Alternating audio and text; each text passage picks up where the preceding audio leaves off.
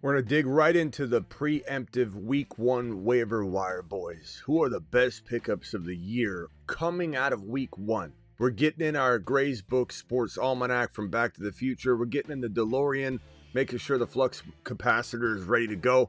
We're punching 88 miles per hour, and we're going into the future to determine who are the players you need to grab before week one, so that you're not scrambling. You want your league mates to say this. This is what you want. You want, oh, can't wait to pick up Stevie Boy or Bill, croskey-merritt, little Bill. Can't wait to pick him up. Wait a minute.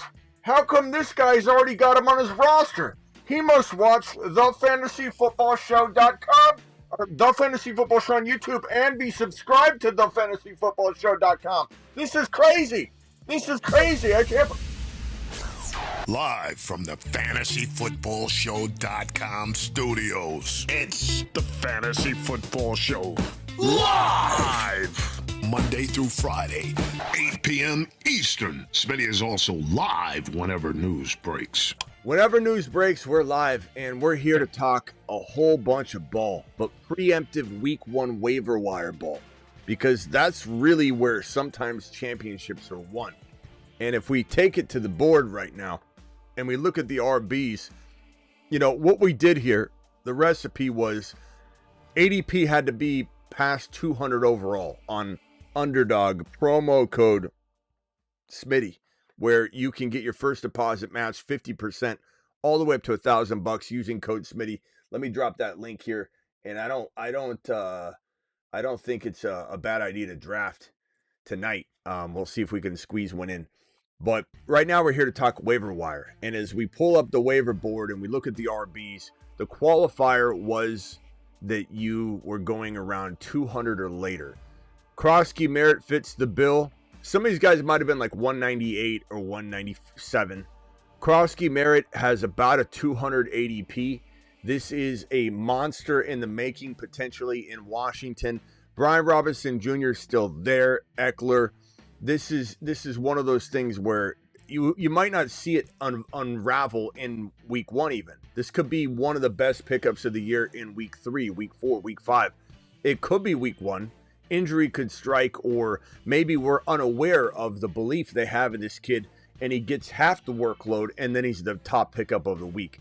You should be preemptively on top of this because he has some of the best running back upside in the biz when it comes to preemptive week 1 thought process. I love this guy. I love him. He's got a kind of an upright running style, but he is almost a traditional looking back when he's on the field. Moves a lot like some would say Alfred Morris. At least Washington Commander fans would say that, the throwback to Alfred. But there's a lot of other running backs you could compare him to. His style is good. He's got good size. He's got good strength. He's got good quickness. He can catch the football. And more importantly, there's a vacancy. The pathway to the lineup is not a difficult one. It's definitely there for the taking. I know Brian Robinson Jr. he's kind of like James Conner. Like, will he go away without getting hurt or without falling off or something? Hard to say. That's why Benson, who we'll talk about a little bit tonight, but he won't necessarily be a waiver wire grab because his ADP is too high. But we'll talk about a few players that kind of dance around and could potentially be available in very weird leagues, 10-man leagues with small bench spots. You might see guys like that available. But right now, our qualifier was 200 plus, around 200 plus, and Croskey-merritt was the best identifiable running back that falls in that range of about 198 to 200 plus for overall ADP rank. If I had to guess, he probably doesn't get the work in week 1 that we want him to get. If I had to guess, this might be one of those scenarios where you walk out of week 1 and you see him cut on rosters that he is drafted on because he didn't get any run. Or if you go through 2 weeks of football, he could be cut in massive fashion exiting weeks 1 and week 2 as people look at other running backs to add. Let's say Monangai, the rookie running back for the Bears, starts to look good. You might see somebody drop Croskey-merritt and exchange him out for Monangai, and then Croskey-merritt gets his shot in week 3 or 4. This is probably one of the more likely players to exchange hands in free agency, and then eventually hot potato when he lands on the roster of the player that got him at the right time. they make out like a bandit, and we hear sob stories all offseason about, I had Croskey-Merritt, and I cut him. And I cut him after week 1, and I picked up Manungai. I picked up Manungai for Croskey. I dropped Croskey-Merritt like a buffoon, Smitty. Why didn't I listen to you? Why didn't I listen to you when you told me he was a midseason monster, Smitty? Why? Why? I don't understand. Smitty, Croskey-Merritt, midseason monster extraordinaire. You know it. You know the deal. You know the guy. You know the thing. You know the guy. Croskey-Merritt's the guy. And he's going to the freaking moon. To the moon. Now, we head back over to the board, and I'm not one of those people that loves to, like, count down and be like, number 17, number 15. Like, I'm just going to show you the RBs, and we'll talk about them downward. I think that hits better. Bashard Smith is the rookie running back for the KC Chiefs, and there's a lot to like with this kid. It's just a matter of, will the team need to lean on him anytime in the early part of the year? This could be a very late bloomer. Could be somebody that you pick up on the advice of this show, and then he doesn't do anything for 3 weeks. You cut him, you blame me, and then week 5 comes around and he's blowing up and you're even more mad. You're pissed off because this is a guy that you thought was potentially going to do well. I told you to grab him and hold him. He didn't do well, and now you're mad at me, and now you're even double mad because you don't have him, and you're pissed off because it's like a double slap, right? That's like a double kick to the nads. You cut a player, and then they do well after you send them packing. That's probably the most painful way. Like when people would cut HN, or when people cut, remember Kenneth Walker? Remember how we said Kenneth Walker was going to be such a good player, and then people cut him, and then he ended up exploding that year? That's similar. That's similar to what could happen with Bashard Smith and Croskey-Merritt. I do think that Bashard Smith, he's a converted wide receiver, and while you've heard me say that's not the best recipe, you know, when we're talking about basically a player thriving at the next level at a position that they weren't naturally playing, that's if they don't actually execute upon the transition. Meaning that a player transfers to another team and then they decide they want to use him differently, and then he becomes a wide receiver and he's got like 30 catches to his name. That's not what happened here. This is a converted wide receiver, but he had a massive workload. Let me pull up his workload from 2024 in college. Bashard, ESPN. Let me drop this on screen because he's a successful convert. When I say he converted, I'm not suggesting that it's an experiment that we still don't know how it's gonna, land. This guy had 1,300 rushing yards and 14 touchdowns on the ground last year. He also pulled in a massive whopping 327 and 4 receiving TDs. Let me put his entire stat line up on screen because this is impressive. This is absolutely impressive for the kid, now potentially slated to be the dark horse number 1 running back eventually. Maybe, we don't know for sure, for the Kansas City Chiefs if anything happens to the 2 starters in front of them. I mean, Hunt's still there. Pacheco's got the job. You can see on this bottom line 2024 right here. 2024 to SMU, 235, 1332, 5.7 a pop, and 14 rushing touchdowns. In 2024, this last season, he had 39 receptions for 327 and 8.4 yards per catch and 4 receiving touchdowns. That's 18 total touchdowns and 1332. So my point in bringing all that up is that he is a converted wide receiver running back, but successfully. He was a success. It's not something we're like wondering about. Oh, he doesn't come with the pedigree, the resume. When you hear me talk like that, I'm not talking about him. He's successfully converted. And he brings so much receiving ability to the table. And the fact that when he catches the ball, he looks like a running back. When he's receiving anyway, and when he catches the ball out of the backfield, he looks like a receiver. Like, there's so many great attributes he brings to the table being a successful converted wide receiver to running back. And the mileage is low, that I love this opportunity for Patrick Mahomes to be dumping balls off to this kid. So love him.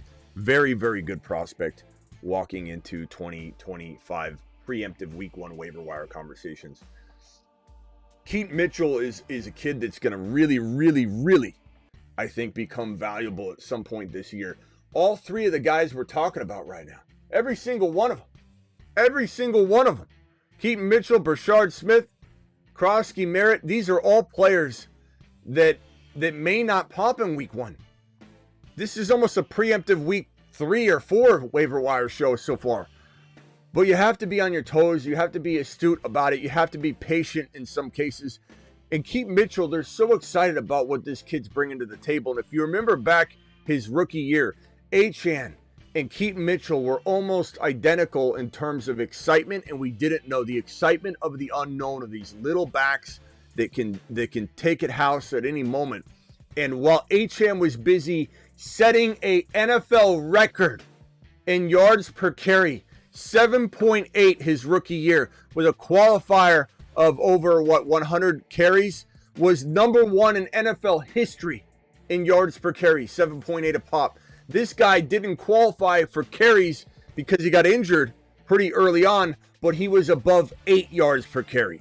These are two very, very similar players, Devon Achane and Keaton Mitchell. Not saying Keaton Mitchell will get to the Devon Achane hype, not saying he won't. And I know King Henry's there, but King Henry's going to eventually slow down. He's just going to. Will it be this year? Maybe not.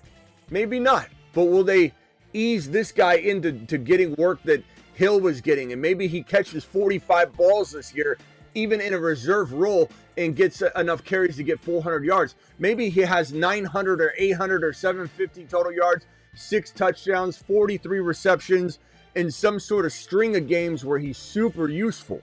Maybe he doesn't get any run until week 8, week 10, or it's consistent run. Maybe he gets cut after week 1, 2, and 3 because he gets some work, but it's not enough.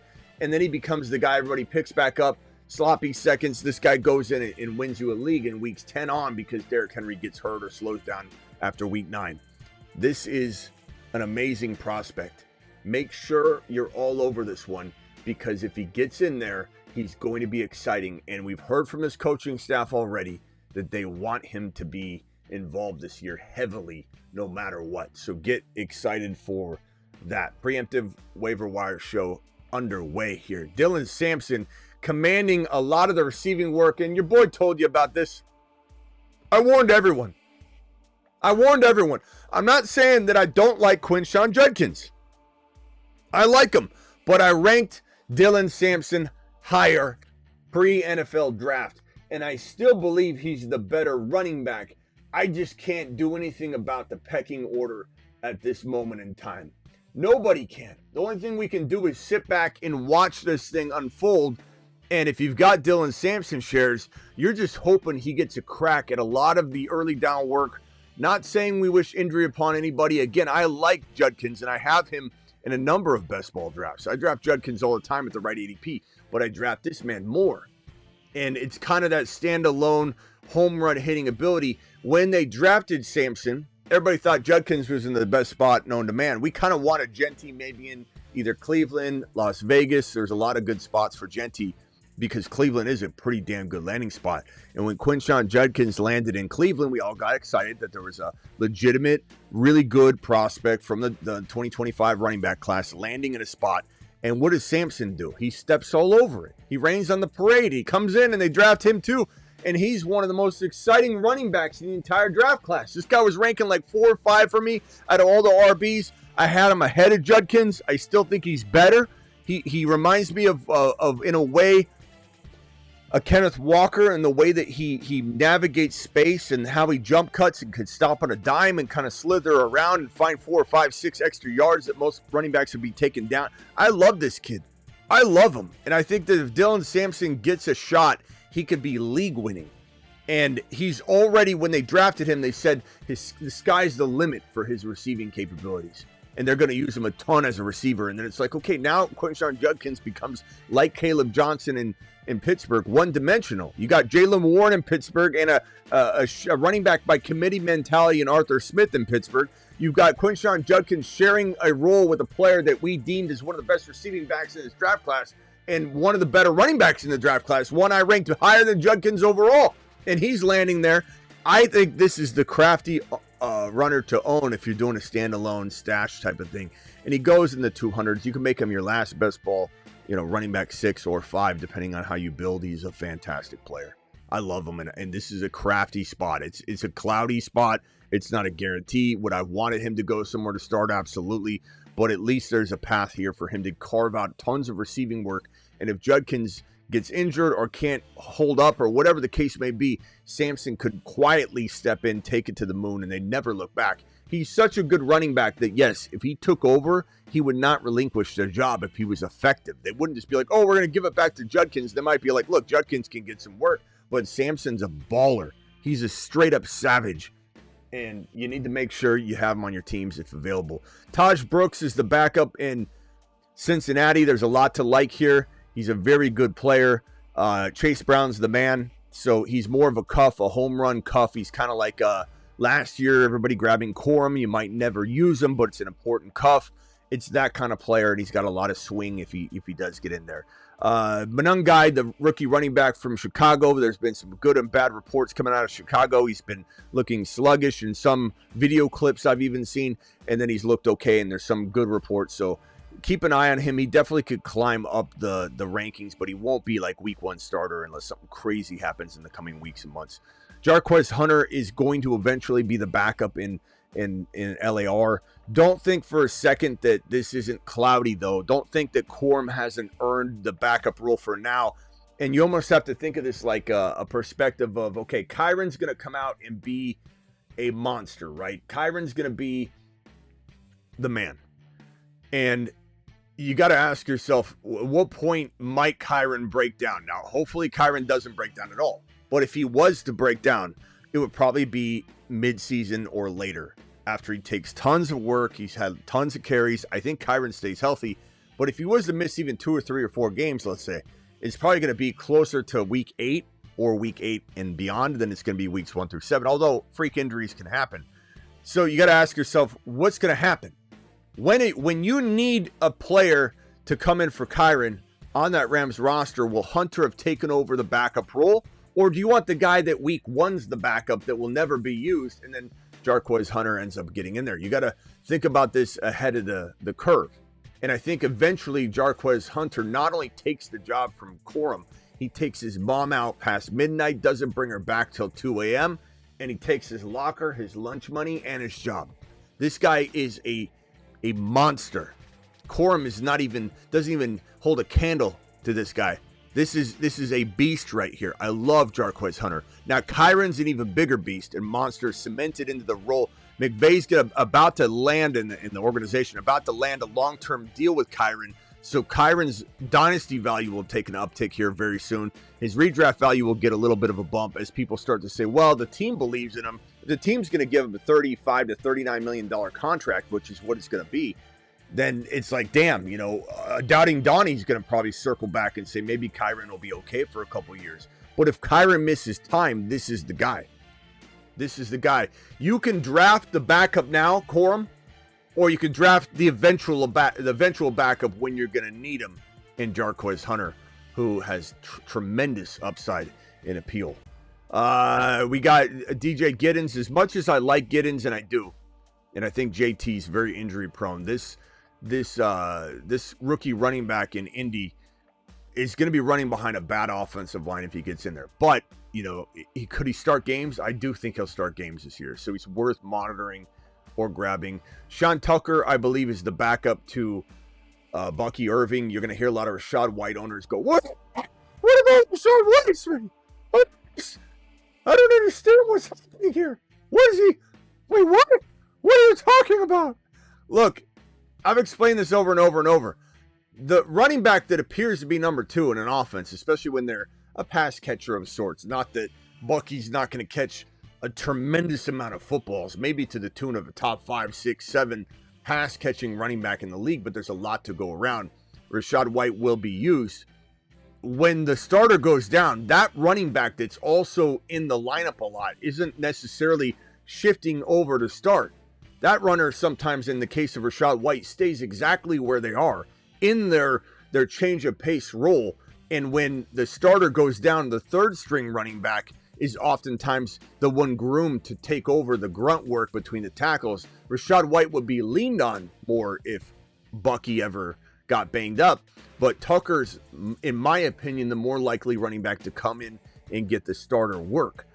and he also produced in tremendous fashion last year. He had a remarkable game, Sean Tucker, in 2024. And we only have that one game to really look at, but we loved this kid coming out of college. We truly did. So this wasn't a surprise to us when he went and popped off for nearly 190 yards total against the Saints in week number, I forget what week it was, but let me put that line up.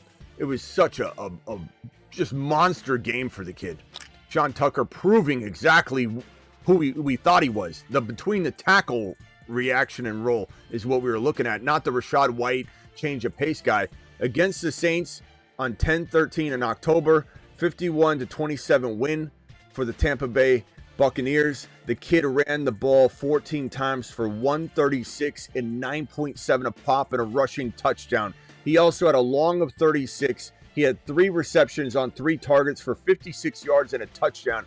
He had 2 touchdowns and about 190-ish yards in the game when he was called upon.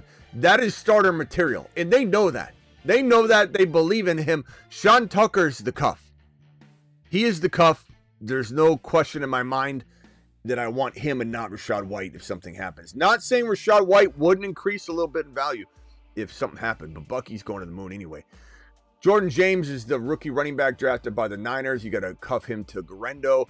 Devin Neal's the rookie running back in New Orleans. You got to cuff him to Kamara. You got Marshawn Lloyd in Green Bay behind Jacobs. You got Ollie Gordon, but then you also have Jalen Wright, who could maybe crack this board, but his ADP was a little too high. It was like 180, 170, something like that. So he didn't make the cutoff, but Ollie Gordon's kind of a player to monitor. Chubb and Marks kind of rule each other out because Marks was going to be potentially like as high as Keaton Mitchell, Dylan Sampson, Taj Brooks until Chubb signed with the team. So now they kind of neutralize each other and neuter each other's fantasy value.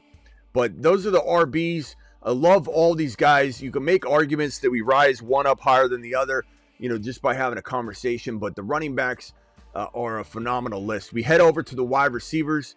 And the wide receivers, it's really a decent but not amazing group except for Thornton.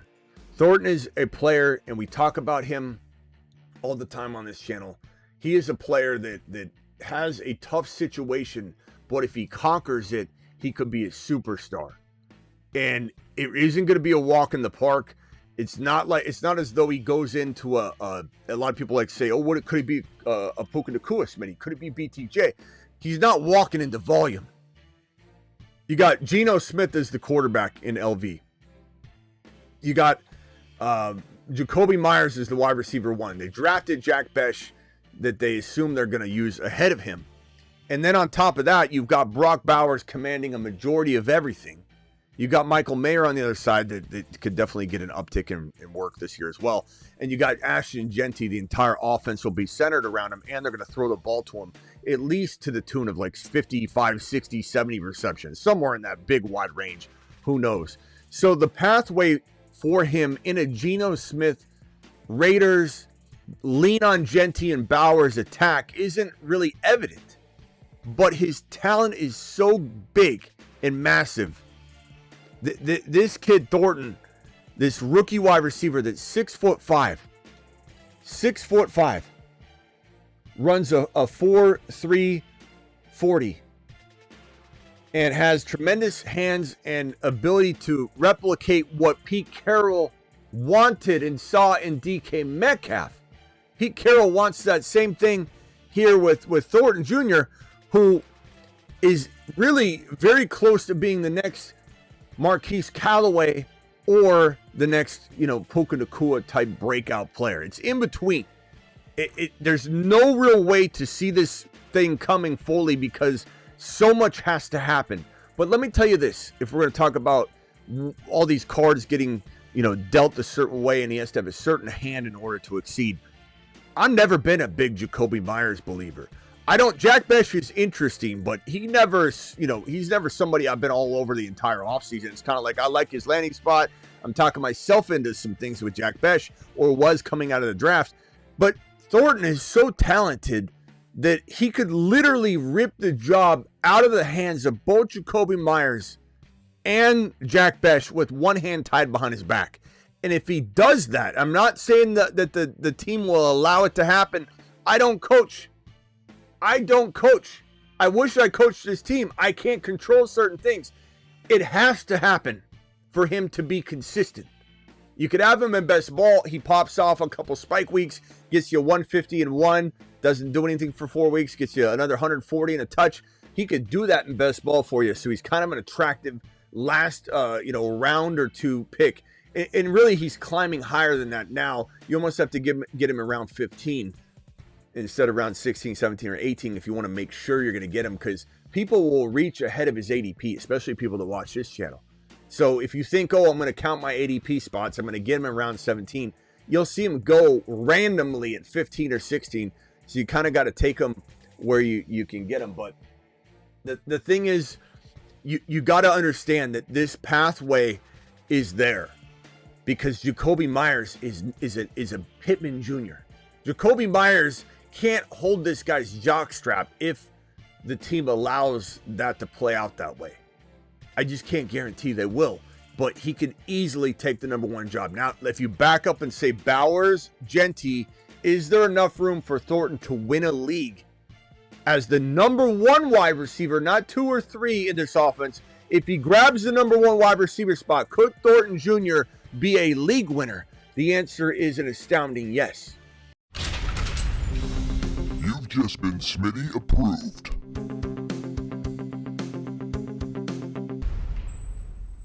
The Moon Men, dropping loads in outer space. That's why Thornton is a Moon Man extraordinaire. Let's go, mashed potatoes! Which he's been for some time, but it's this is an exciting one. This is a real exciting one. It just isn't guaranteed on any level. Calvin Austin. Thornton might also be one of the most dropped players coming out of week 1 or 2 if he's got nothing. If they're not even playing him or something, he's going to get dropped like crazy. And then you just got to be a patient person to pick him up and hold him, or you got to have spots for it.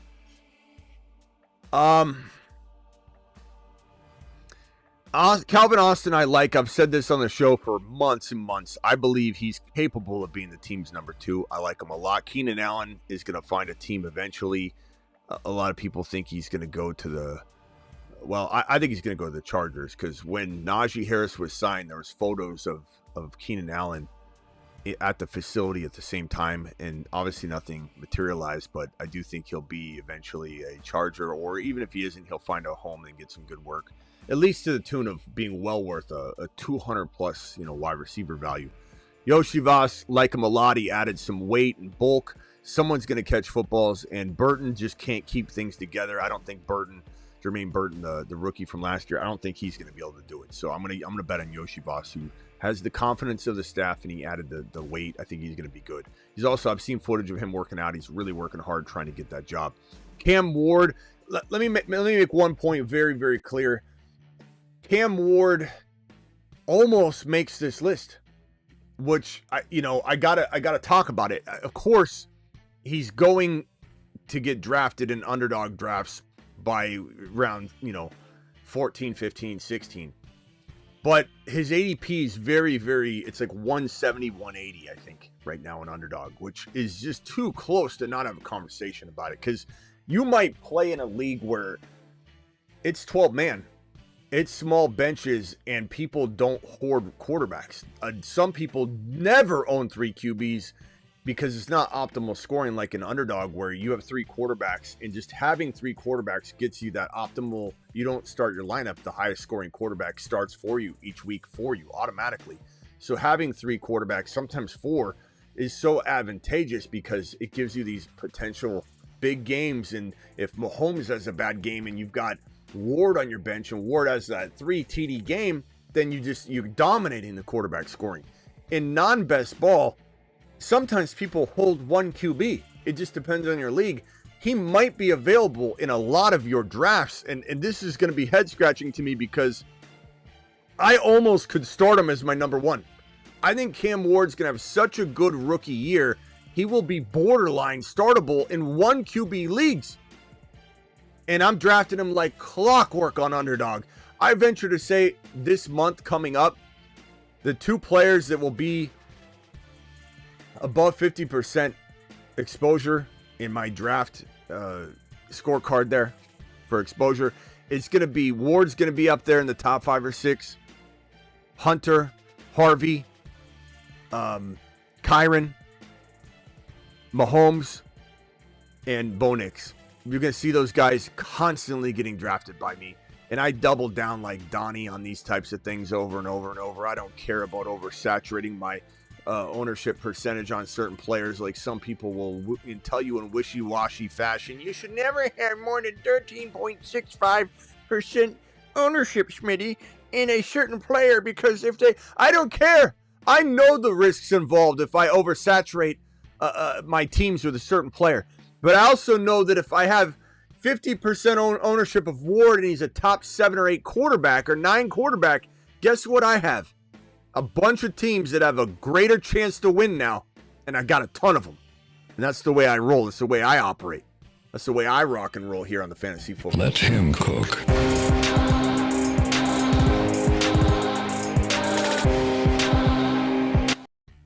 So just wanted to mention that Cam Ward could be in this conversation in weird leagues, okay?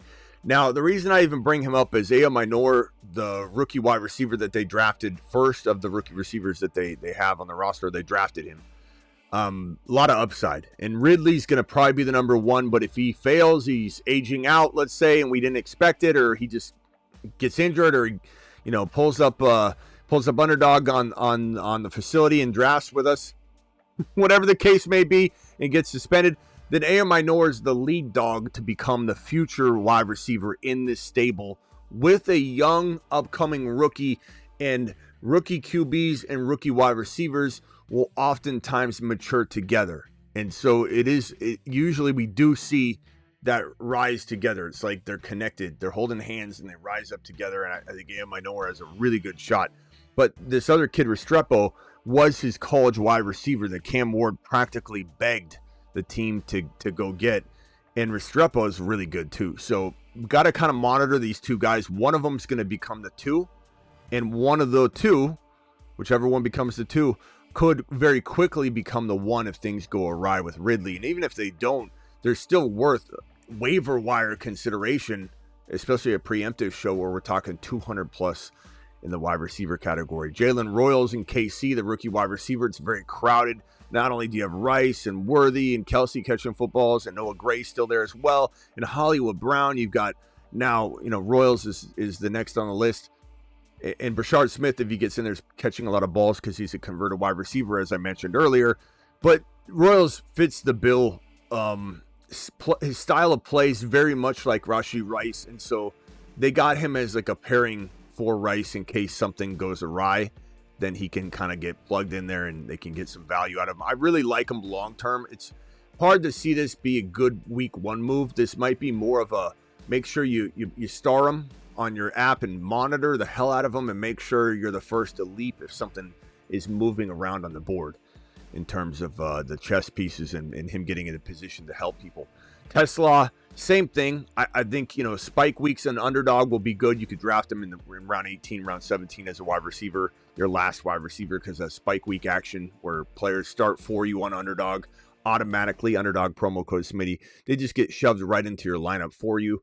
So I very, very much like Tesla if you need to grab somebody like that.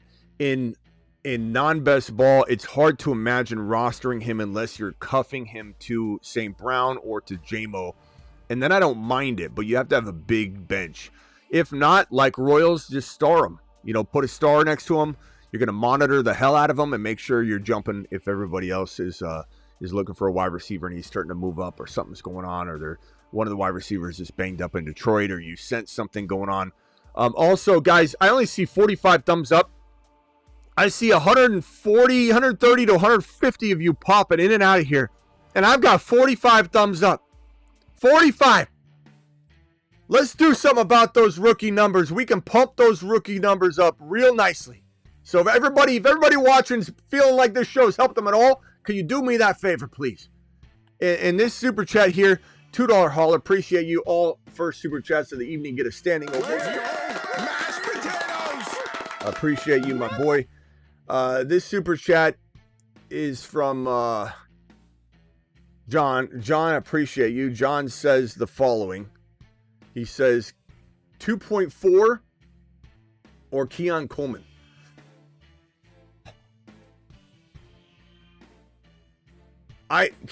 John, I hate to do this to you, but can you give me a sense in your league, knowing your quarterback consumption in your league, what players we're talking about there? I would probably say if you're going to give me a Buka or something, like wild.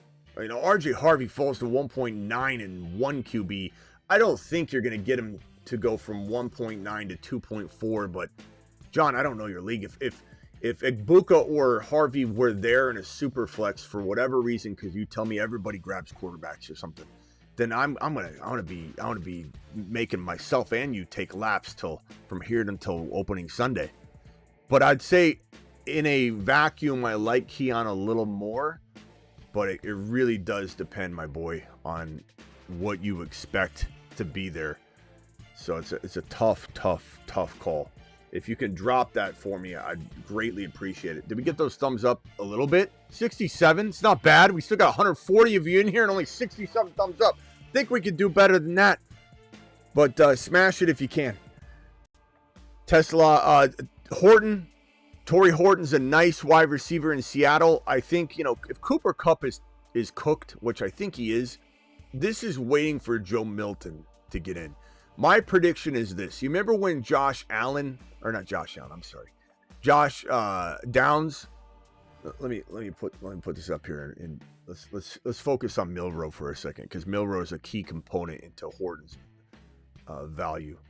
You remember when Josh Downs would blow up and then he wouldn't blow up, it depend on who the quarterback is. Flacco would come in and Josh Downs would be a top 15 wide receiver. I think Horton's going to be really, really good. Why'd I put Milton on there? I grabbed M and it just grabbed Milton. Where's Milroe? Here's Milroe. This is another sleeper. I mean, we'll go over these two gentlemen, both of them. Let me just close this out because we'll need it again when we start talking about Milton. I had Milton prepped, which is why that popped up. But if Milroe gets into this lineup, all bets are off as far as pecking order, what wide receiver is going to explode. Now, JSN's the number one. JSN's the number one wide receiver. And I think that Sam Darnold will gravitate toward old man Cooper Kupp. But the moment this guy rises up, who's probably practicing, think about this for a second, as I just said earlier, probably practicing with Horton more than anybody. You think when this kid gets in there, he's not going to be targeting his probably newfound best friend? I mean, Horton's going to go probably to the moon if that happens. So very, very much tied to Milroe's rise, I believe, which I think is going to be intimate. I don't think there's going to be any sort of delay past, a handful of bad games, Darnold getting injured. My thinking is he's going to be trying so hard because he's not delivering that he gets hurt, trying to do too much and he gets injured, or he's going to get replaced at some point. Milroe's the best quarterback on the roster. It's not even close. And I think Horton's going to explode once he gets in there, and explode to a degree. I'm not saying he's going to take over JSN. I'm not saying that. I'm just saying that from a waiver wire perspective, this is a huge value, but we may have to wait. If you grab him now, you might not get any use out of him. You might have to, you're going to tip your hand to everybody, and everyone's going to see, look, I like Horton on my hand here, but I can't hold him, so I'm going to fold. I'm going to turn that card back in, draw another, and now everybody knows, oh, he liked Horton. Now everybody's looking at Horton. Horton got dropped. Someone else might pick him up. You got to be real careful how you play the waiver wire game if you can't play the long play on some of these guys. You can't pick up Horton now for your defense, hold him, and then your defense, you need a defense, you drop him, and everyone's like, okay, I guess Horton's somebody we need to didn't think anybody's going to pick him up yet, and you screw yourself. So you have to be very, very careful and cognizant of that type of thing. Jalen Lane, the rookie wide receiver in Washington, I love him. The value is not there yet, but keep an eye on him as there's a pecking order that he's not anywhere near the top of. So it's going to take some climbing. Jimmy Horn, I mean, there's a chance he doesn't even make the team over in Carolina, but I love the kid. He's so good. I think he could be I think he could be so good if he got into the right spot or rose up in Carolina. And he's got that potential rags to riches ability. He's so good. Him and Thornton have been two of the most impressive deep grab players from this draft class. They've really been remarkably impressive. So keep an eye on Jimmy Horn. Love the kid out of in the Carolina Panthers situation. That hopefully he gets cut or something like that. Goes somewhere great. Maybe if you went to, imagine if you got cut and went to Buffalo. That's what I think should happen to Isaiah Bond, who's a free agent, still not signed with the team. Such a travesty, if in fact he's innocent. Nash, the rookie wide receiver in Atlanta, needs to be monitored. That is the wide receivers. And as we jump on over to the quarterbacks, ladies and gentlemen, this one's going to get, it's pretty short. We're going to kind of repeat ourselves here in Milroe, and Shedeur Sanders is a fantastic pickup right now, especially in like Superflex. I mean, if you haven't drafted in Superflex yet, Milroe and Sanders and Milton are kind of my go-to very, very late grabs, and I try and grab two, if not all three of them in Superflex, and just hoard those monster potential upside QBs. Sanders will eventually grab the job. If not, probably won't in week one. It doesn't sound like they want to let him start week one. So, and that's kind of good in a way. You want Sanders to have his back against the wall. You don't want to necessarily throw him in and have him looking over his shoulder the entire year. So I'm actually pretty excited about that, to be honest with you, versus him going in and having all the pressure. I'd rather him take the job when there's no one left behind him. He's the last one in line. He goes in and then he has nothing to worry about. Milroe, I think, as I mentioned, starts by at least mid-season. I'm kind of thinking like week 7, 8, something like that. He comes in there. At least by double-digit weeks, he'll be in there. He's the future of the team. And as I said, Horton, the rookie wide receiver in Seattle, goes up in value the moment Milroe steps in to become the starter in Seattle, and he will not relinquish the job. Milton traded to the Dallas Cowboys from the New England Patriots. This is a guy we really liked from the jump last year. And then when he had his impressive game, the New England Patriots, obviously didn't want to sit and live in a world where Milton's shadow was casting any sort of shadow upon the 2025 version of Drake May. They just got rid of him for pennies on the dollar. It was such a dumb move because they cleaned up in the draft, drafting Drake May and Joe Milton. Gained a lot of value. Teams were super interested in him. A lot of inquiries. And then they let him go for a price tag that was like less than what they could have tripled their return on investment, and they basically sold for less than they drafted him at. It was insane. But he goes over to this Dallas Cowboys situation where, let me just tell you, Dak's in the best shape of his life. Dak's got Pickens. Dak's got CeeDee Lamb. Dak's going to the mother freaking moon. To the moon. Dak is one of my favorite redraft. You hear what I'm going with this? Redraft, best ball, second QBs. I'm not taking Dak necessarily as my QB1 in a lot of non-best ball even, but I love him as my 2. Makes me feel very confident if I ever had to turn to the quarterback. But I love him in best ball. I draft CeeDee Lamb and Dak. I draft Mahomes and Rashee Rice, and I have this cross-streaming stack situation that's based in glory. And you got Dak throwing to Lamb and Mahomes throwing to Kelsey and Rashee Rice, and you got the whole cross-streaming thing going. And it's a remarkable way to play best ball. But I think that this guy is so talented, and Dak is very injury prone. Even if I think Dak's going to the moon, and I do think Dak's value is completely on the rise right now, even though people are acting like it's not. People like to crap on the Cowboys, and they're misguided because they're so against the Dallas Cowboys. They just don't see straight. He's got so much upside, but cuff him to Milton if you can, if your league size is big enough. Because if Milton got in there, Jerry's hated Dak the last 2 years. And Jerry's made a lot of bad comments about Dak Prescott. Yeah, they gave him his contract, but he pushed back on it. He even said when Dak was benched that, how do you feel about Dak not starting the rest of the season? He said, I think we'll play better. Jerry was so dead set against Dak Prescott. It would not shock me in the least if Milton comes in, plays so good, that they don't give Dak the job back, and then they trade Dak. Trade clause, all that. I get they got to go through a big process in the offseason. I understand. But this is something where, quarterback's going to approve and want to get out of Dodge if they're not starting. Milton's going to be a star in this league, I think. It's a bold take, I know, but when I watch this kid, I see it. And I can't wait. I love drafting Milton in Superflex, and I think you should too. Kind of hard to roster him in a 1 QB.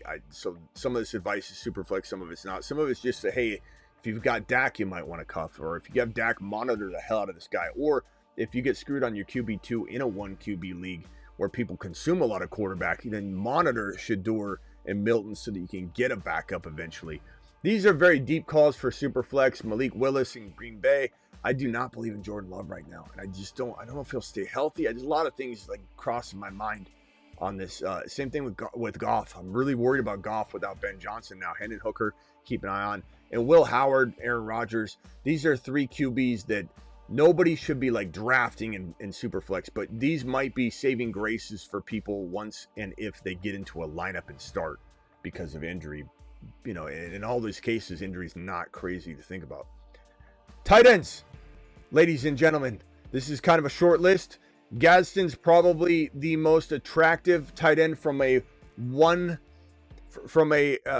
perspective of you. Let me grab this name, put it over here, because I don't think I have a graphic for him. But Gadsden and Fannin are kind of my favorites. They're both rookies, and there's a chance that Gadsden doesn't get the run you want him to get initially, but he's almost certainly guaranteed it at some point. Whereas like Fannin, the reason I have him slightly edging out Fannin, even though I like Fannin more, I really do. And that's why I got him. Like, you notice I don't have him over here. You'll see Milrose over Sanders, Thornton's over Austin, Croskey-Merritt's over Bashard Smith.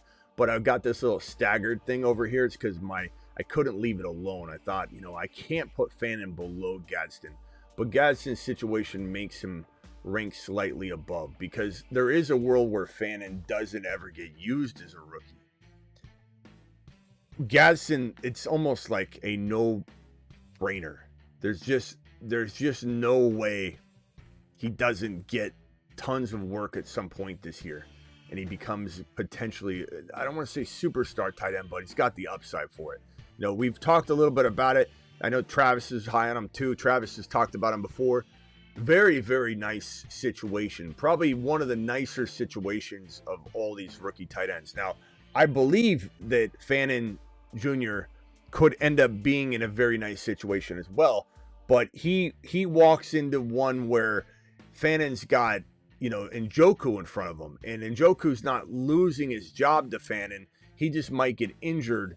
And then all of a sudden Fannin's in there and Fannin impresses. And then Njoku never takes the job back. But, it's really hard to say. I'd probably say if I had to break it down on talent, Fannin's the,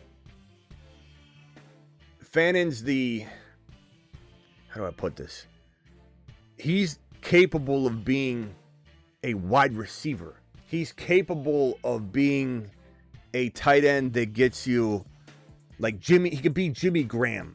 He really could be that good. He could be such a good player that we're taking him in the top 5 of for tight ends for the next 8-10 years.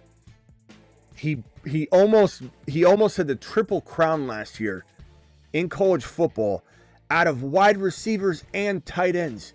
Understand what I'm telling you right there. Fannin out-caught Jeremiah Smith, Ted McMillan, Travis Hunter, Mecca Ibuka. He had more receptions than every one of those wide receivers. He was number 1 in the country in receptions, Fannin Jr. Number 1 in receptions in the country for wide receivers and tight ends. That is insane. But it doesn't stop there. Fannin was number 1 in yards as well. Over Ted McMillan, over Ibuka, over Travis Hunter, over Jeremiah Smith. This was the number 1 wide receiver in the country last year as a tight end. Do you understand what I'm trying to tell you? So, he almost said the triple crown. I think he was like 10th or 13th in TDs, if I remember correctly. I don't remember exactly. It's right around there. It's 12th, 13th, 14th in touchdowns. But it wasn't that far off. It was like a grip, 3, 4, whatever touchdowns off. This guy was number 1 in the country in receptions and yards over all the wide receivers we're drafting and talking about, including Jeremiah Smith, including Ted McMillan. Do you understand what I'm saying? So the upsides with Fannin, no doubt about it. The situations with Gadsden, and these are 2 very good tight end spots. Trevion Sanders for the Carolina Panthers, really intriguing walking into his second year. And keep in mind, your boy was higher than any fantasy football content creator in the industry on TJ Hawkinson. And that's verifiable based on an article that was written that I have on my thefantasyfootballshow.com. But Hawkinson, I was higher on him than anyone in the entire fantasy industry. Written, locked in, rankings were assessed, pulled together. Your boy had him number 1, had him ranked over everybody. And he had a breakout season, if you remember Hawkinson's second year. Sometimes these rookie tight ends, they don't do well in year 1. And Sanders being one of them. They disappoint, and then in year 2, people walk away from them. There's a lot of upside here, and the situation might call for it. The situation might require that Sanders do some great things this year. He's an intriguing prospect. Now, we're going to kind of get hypocritical here and say that Ferguson, because he's a rookie, is hard to count on, but I love him. And this is Terrence Ferguson, the rookie tight end in LAR, catching footballs from Stafford. But Higbee's there. It's hard to know what's going to happen. They love him, though, but he's inconsistent rookie positioning. Same thing with Arroyo in Seattle. And you might say it's hypocritical because you got Gadsden here, you got Fannin Jr. up here. But, I think these guys, the talent and situation for both these guys, talent for Fannin, situation for Gadsden, might make for them to pop a little bit easier. But Arroyo and Ferguson should be monitored. Theo Johnson, the tight end in New York, might be decent. Noah Gray, if Kelsey backs down and falls off, Gray does have good standalone value, but he's a great cuff to Noah Gray in best ball. Ben Sinnott, we loved him last year. The same sort of allure of a rookie tight end that that Hawkinson was as a rookie, and he failed, and everybody ran away from him.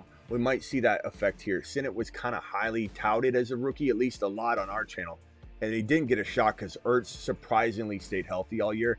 If Zach Ertz goes down, Sinnott might materialize into the player we thought he could be as a rookie. Don't forget what we thought he could be. Don't forget what we said about Sinnott. Don't forget that he has the makings to be a superstar tight end. And don't forget that Adam Peters is the one that identified him.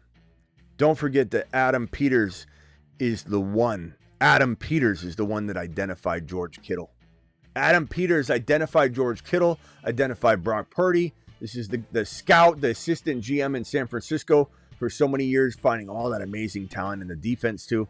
I mean, the list goes on and on. He goes over to become the GM of the Washington Commanders last year in year 1, drafts JD5, drafts Luke McCaffrey, drafts Ben Sinnott. There's a lot of talent on this team. And now they go and get Jalen Lane, and they go and get Jacory Croskey-Merritt. There's a lot of belief that I have in Adam Peters, and that makes us believe a lot in these Washington Commander players. So don't give up on what Adam Peters saw in Ben Sinnott as we approach, mid-season. But some of these guys are going to be tough to count on. Let's open the phone lines up. We have 82 thumbs up, which is a lot better, but we have 160 on YouTube watching. Please hit that thumb up. Subscribe if you're new. Not only am I the most interactive channel I believe you'll ever find on YouTube for fantasy football, NFL news, and all that. And in my opinion, I go live more than anybody you'll ever find because I'm live Monday through Friday, 8 p.m. Eastern, every single Monday through Friday. I'm also additionally live whenever news breaks, and I'm also additionally live at midnight Eastern almost every single night. That is a lot. We're live a lot. That does not include the uploads. But not only do we do the best waiver wire show, in my humble opinion, we open phone lines. Call into the show. Call into the show.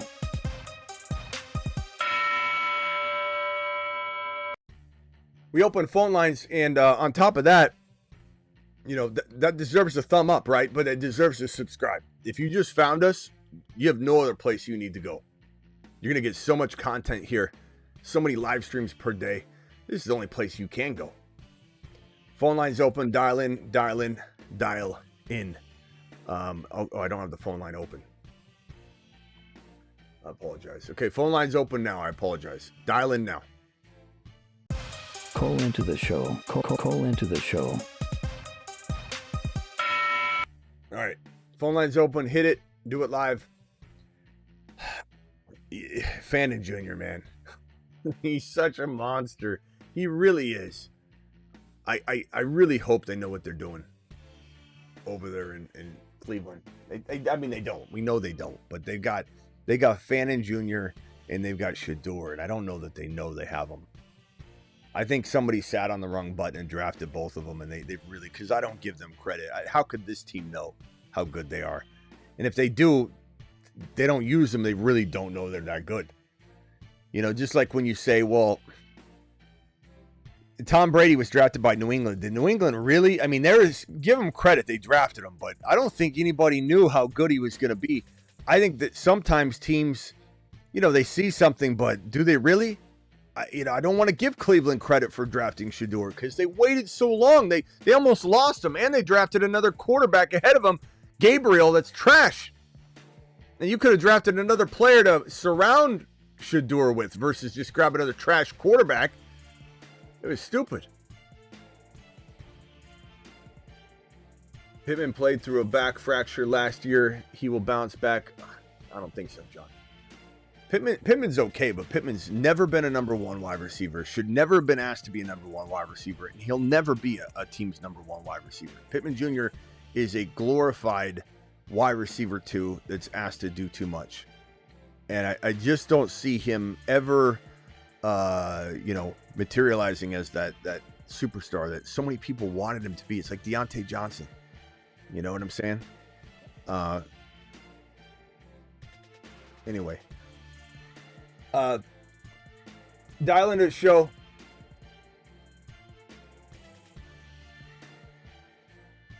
I don't know if the phone lines are working or not. Here's the waiver. While we're waiting for some phone callers, here's the waiver wire for preemptive waiver wire show again for week number 1. Croskey-Merritt, Bashard Smith, Keaton Mitchell, Dylan Samson, Tosh Brooks, Manungai topping the list at RB. Thornton Jr., the clear winner here at wide receiver. In fact, we could probably do some sort of like Thornton Jr. and tier break, just to really emphasize that he stands alone. But I do love Horton. I do love Royals. It just depends on when they rise. Milrose, Sanders, Milton, very thinned out. We're going past 200.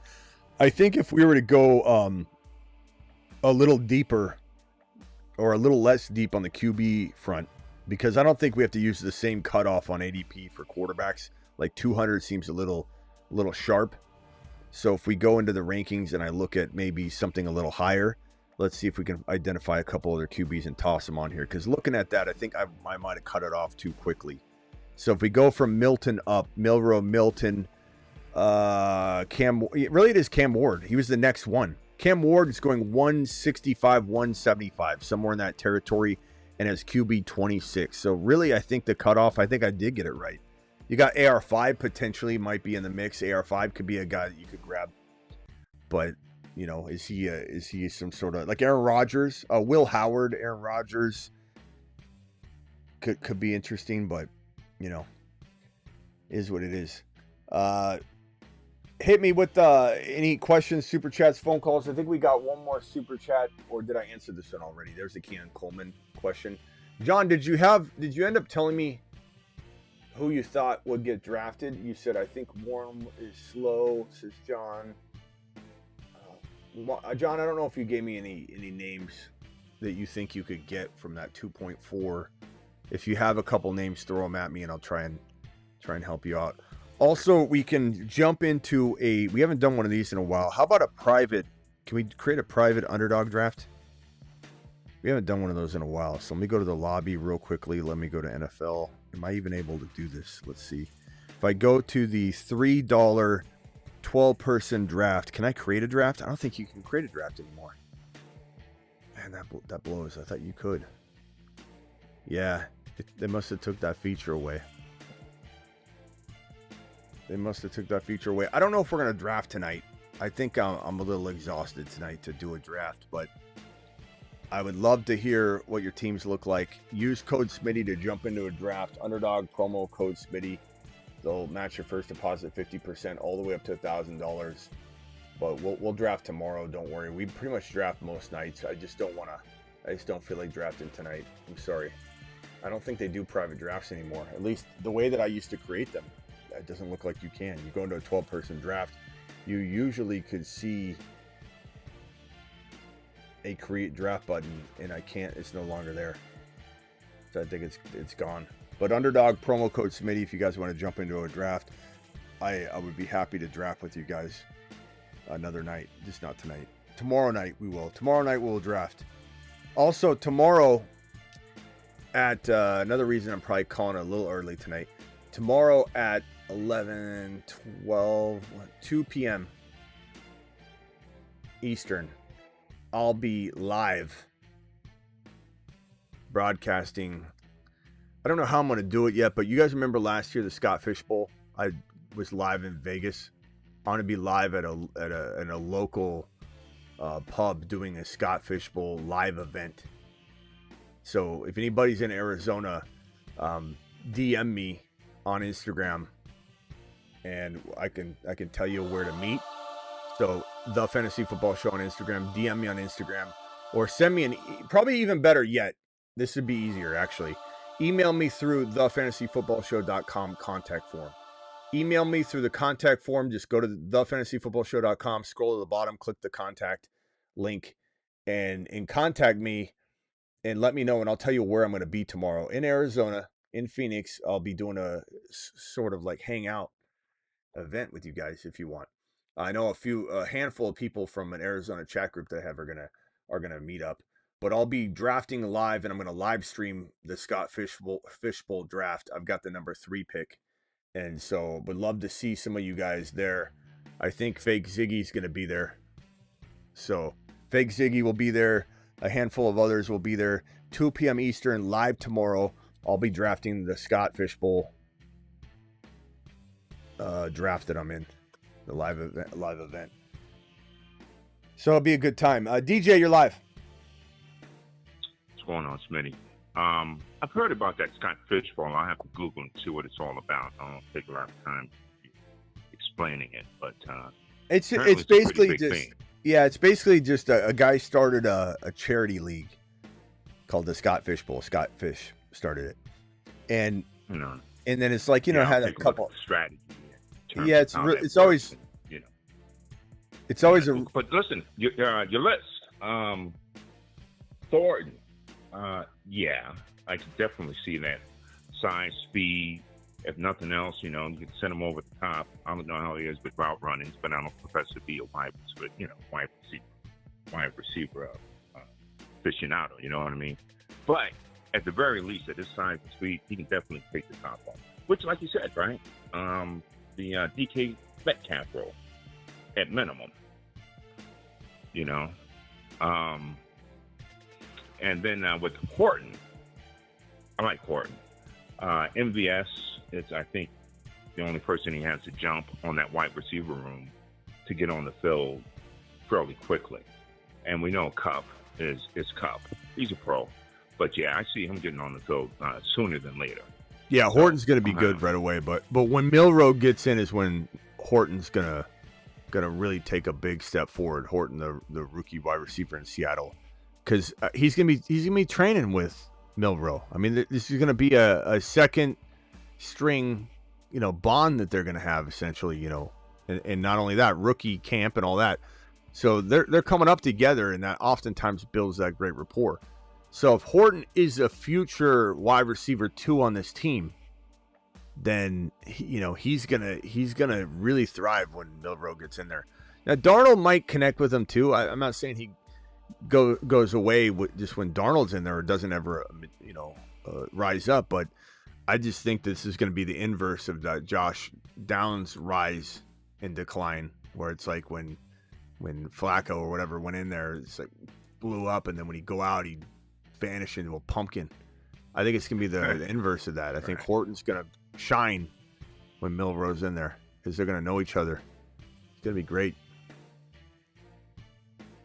And, you know, the Gatson thought and take, I think I spoke to that the other night. So, you know, but, you know, I'm loving that idea. Looks like he's going to be able to put on some weight. His dad, you know, what was it, Arena League, you know, grind his way into the NFL. So, you know, if nothing else, he'll definitely be a pro. And he's primed for a breakout. Yes, sir. All right. Anything else, DJ? Nope. I'm good, All man. right. Enjoy the All show. right. Appreciate it. Later. All right. John says, is Tootin at 2.2 too early? No, he's not. Either is Jaden Blue. Like, would I rather have Jaden Blue over Keon Coleman if I needed a running back? Yes. Jaden Blue. Let's also talk about that real quickly. Remind me if I get sidetracked. Let me answer these super chats real quick. With Jaden Blue, so too early. Warren, Igbuka, Harvey gone. Burden, Golden, Higgins available. Give me Jaden Blue, though. Trying to get Tank with Coleman. Tank Bigsby? Want high upside, not wide receiver 2. I'd rather have Jaden Blue. If you need a running back, Jaden Blue over Coleman. If you need a running back. I think Jaden Blue is going to crush. It's one of my favorite players right now to draft. How about that Jupiter super team? JD5, Genty, Kyron, Lamb, Hunter, Rice, Kelsey, Debo. Love it. Love it. Quinshawn, Charbonnet, Grendo. Love it. Good team, bro. Buka, Burden. Fantastic. Scotty Dew. Doing it live from Hawaii. I love it, bro. It's fantastic. Now, real quickly, I want to make sure we cover this. Tootin, Garendo. These gentlemen, let me get Thornton back off the board for now. These gentlemen, I'm going to spread out across the screen. Bashal Tootin, Jaden Blue, Isaac Garendo. These are probably not players available in shark-infested waters, meaning you have a really good fantasy league with knowledgeable people on the benches are medium to large. These guys are probably not available.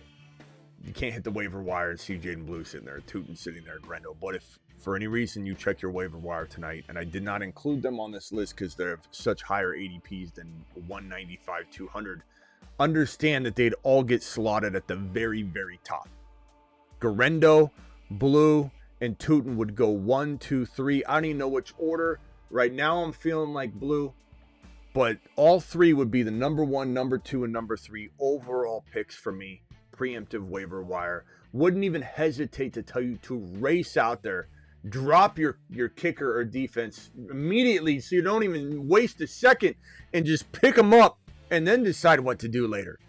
These guys should not be out there. I just want to make that point very clear because these are different players than that. These are not waiver wire guys, but everybody's got different leagues and who the hell knows what some of you are dealing with or looking at. So just wanted to get that point made abundantly clear. Travis, you're live. Hey, what's up? On that super chat before where he was asking about the 2.04 for Keon Coleman, how would you feel about Kyle Williams versus Keon Coleman? I'd rather Keon Coleman, I think, over Kyle Williams, but I get that. I get that could be something I regret. Let me write it like this. Kyle Williams I like a lot, but because I say this and then it sounds exactly the same on the other side, but there's so many unknowns with Kyle Williams, and even though there is with Coleman, I still feel like the draft capital is there. I mean, they drafted this kid essentially in the first round. They moved their first round pick down a couple spots, tried to trade for Debo and or Ayuk, and then they couldn't get it done, so they traded down to the 2.1 in the draft, if everyone remembers correctly, last year's NFL draft, not this year's.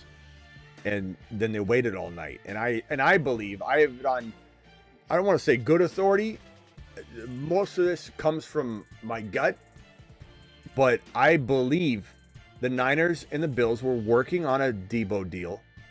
The Ayuk deal was probably off the table at that point, which is why when 10 minutes before the NFL draft happened, this is not this past draft, the year before, the Eagles came out and played 5D chess on everybody. Just completely made the Niners look like idiots. And they announced the A.J. Brown contract extension, which gave him something of the tune of like 70 million, or was it 70 million, 74 million guaranteed or something. And it just, to announce that 12 minutes before the NFL draft kicked off, kicked the Ayuk potential contract negotiation in the nutsack, square in the nutsack. And it neutralized it. It made it non-existent, because if anybody knows anything about trading in the NFL, you have to have a contract worked out in conjunction with the trade, physical, everything. And then when the trade happens, that contract is announced right away in conjunction with the trade announcement.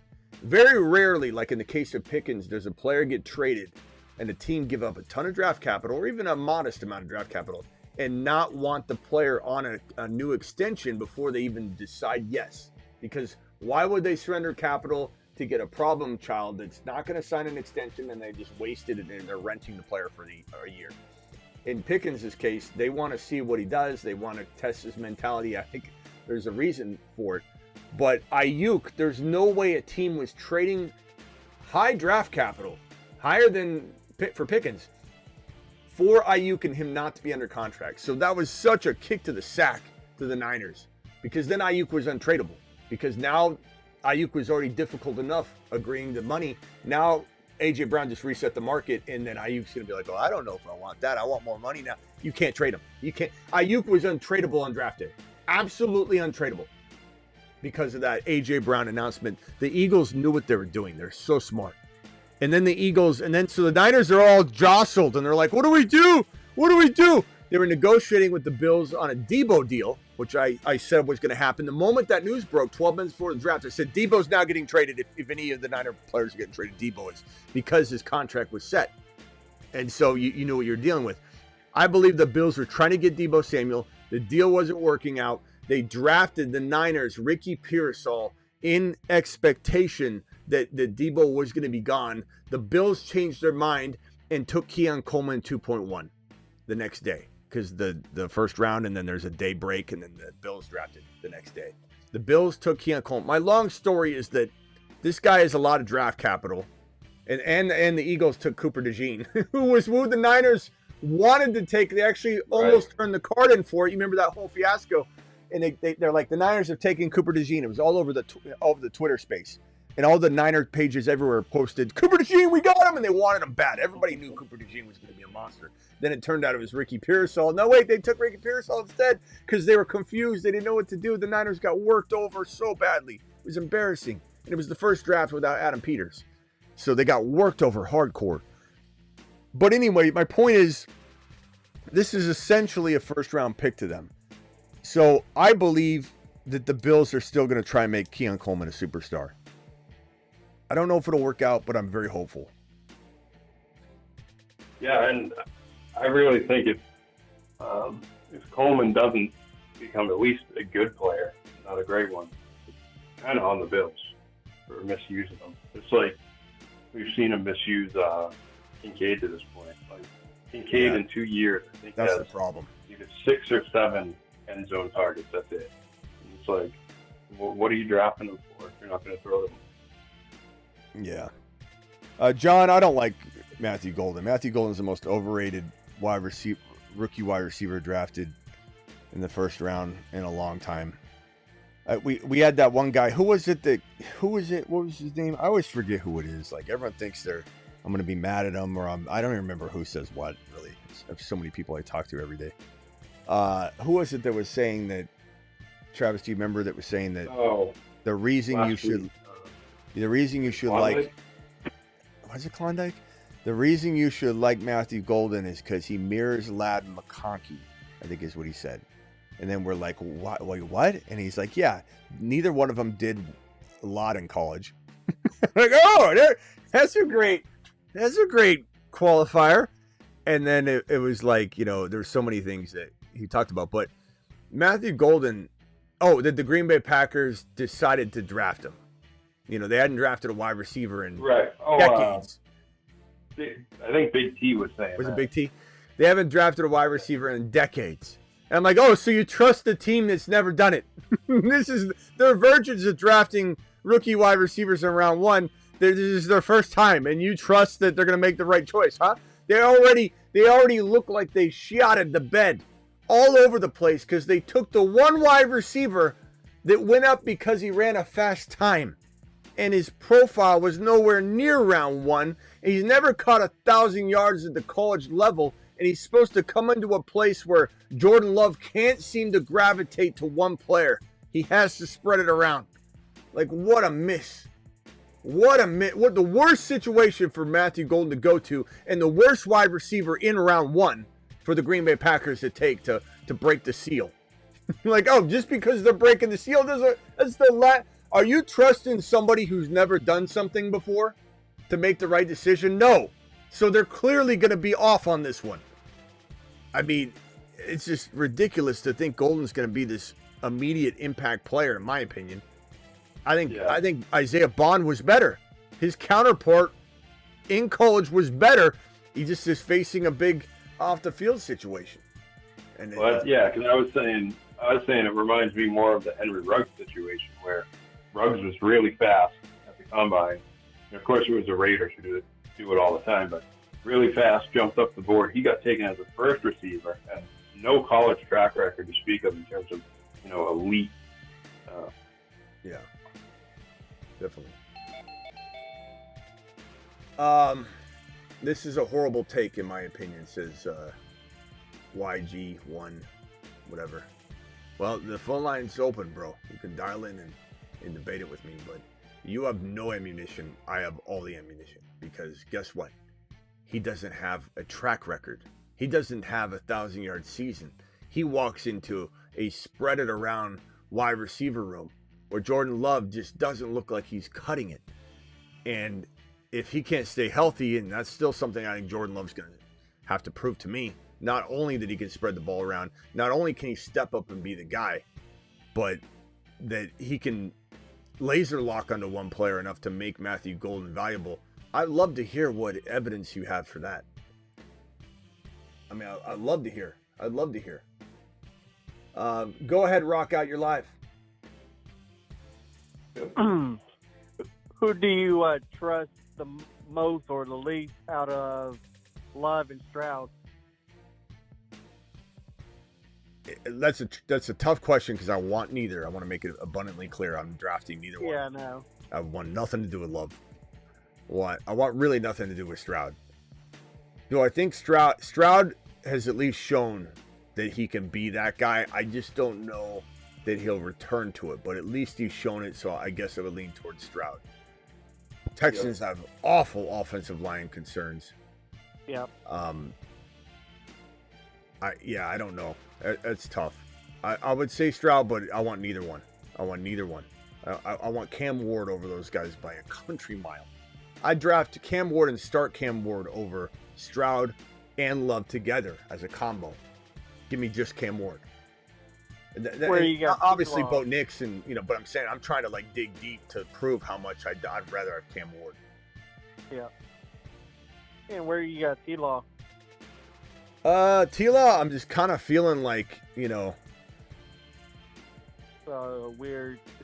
Just watching hopeful, and I'm gonna celebrate that he plays amazing, but I don't think I could ever start him as my top QB. But in Superflex, I'm going to be thrilled to back him. I'm going to be on Team T-Law again for Superflex. I'm going to be on Team T-Law in terms of just rooting for the production on the other end of the throws. We want Hunter and BTJ to both succeed to the levels that we think they can. And all we need is a T-Law to play like QB 7, 8, 9, 10. He could be number 9. He'll be 9 and still support 2 top 10 wide receivers in BTJ and Hunter. No doubt about it. Hunter, to me, is a top 12 wide receiver this year. I don't even... And if somehow he gets banged up or something goes astray, he'll be that good enough to extrapolate the data and prove it, but he's got to stay healthy, of course. Rookies run into injuries. It's not always something you can predict, so it's not like a guarantee that all rookies are going to play 17 games. But yeah, I like T. Law a lot.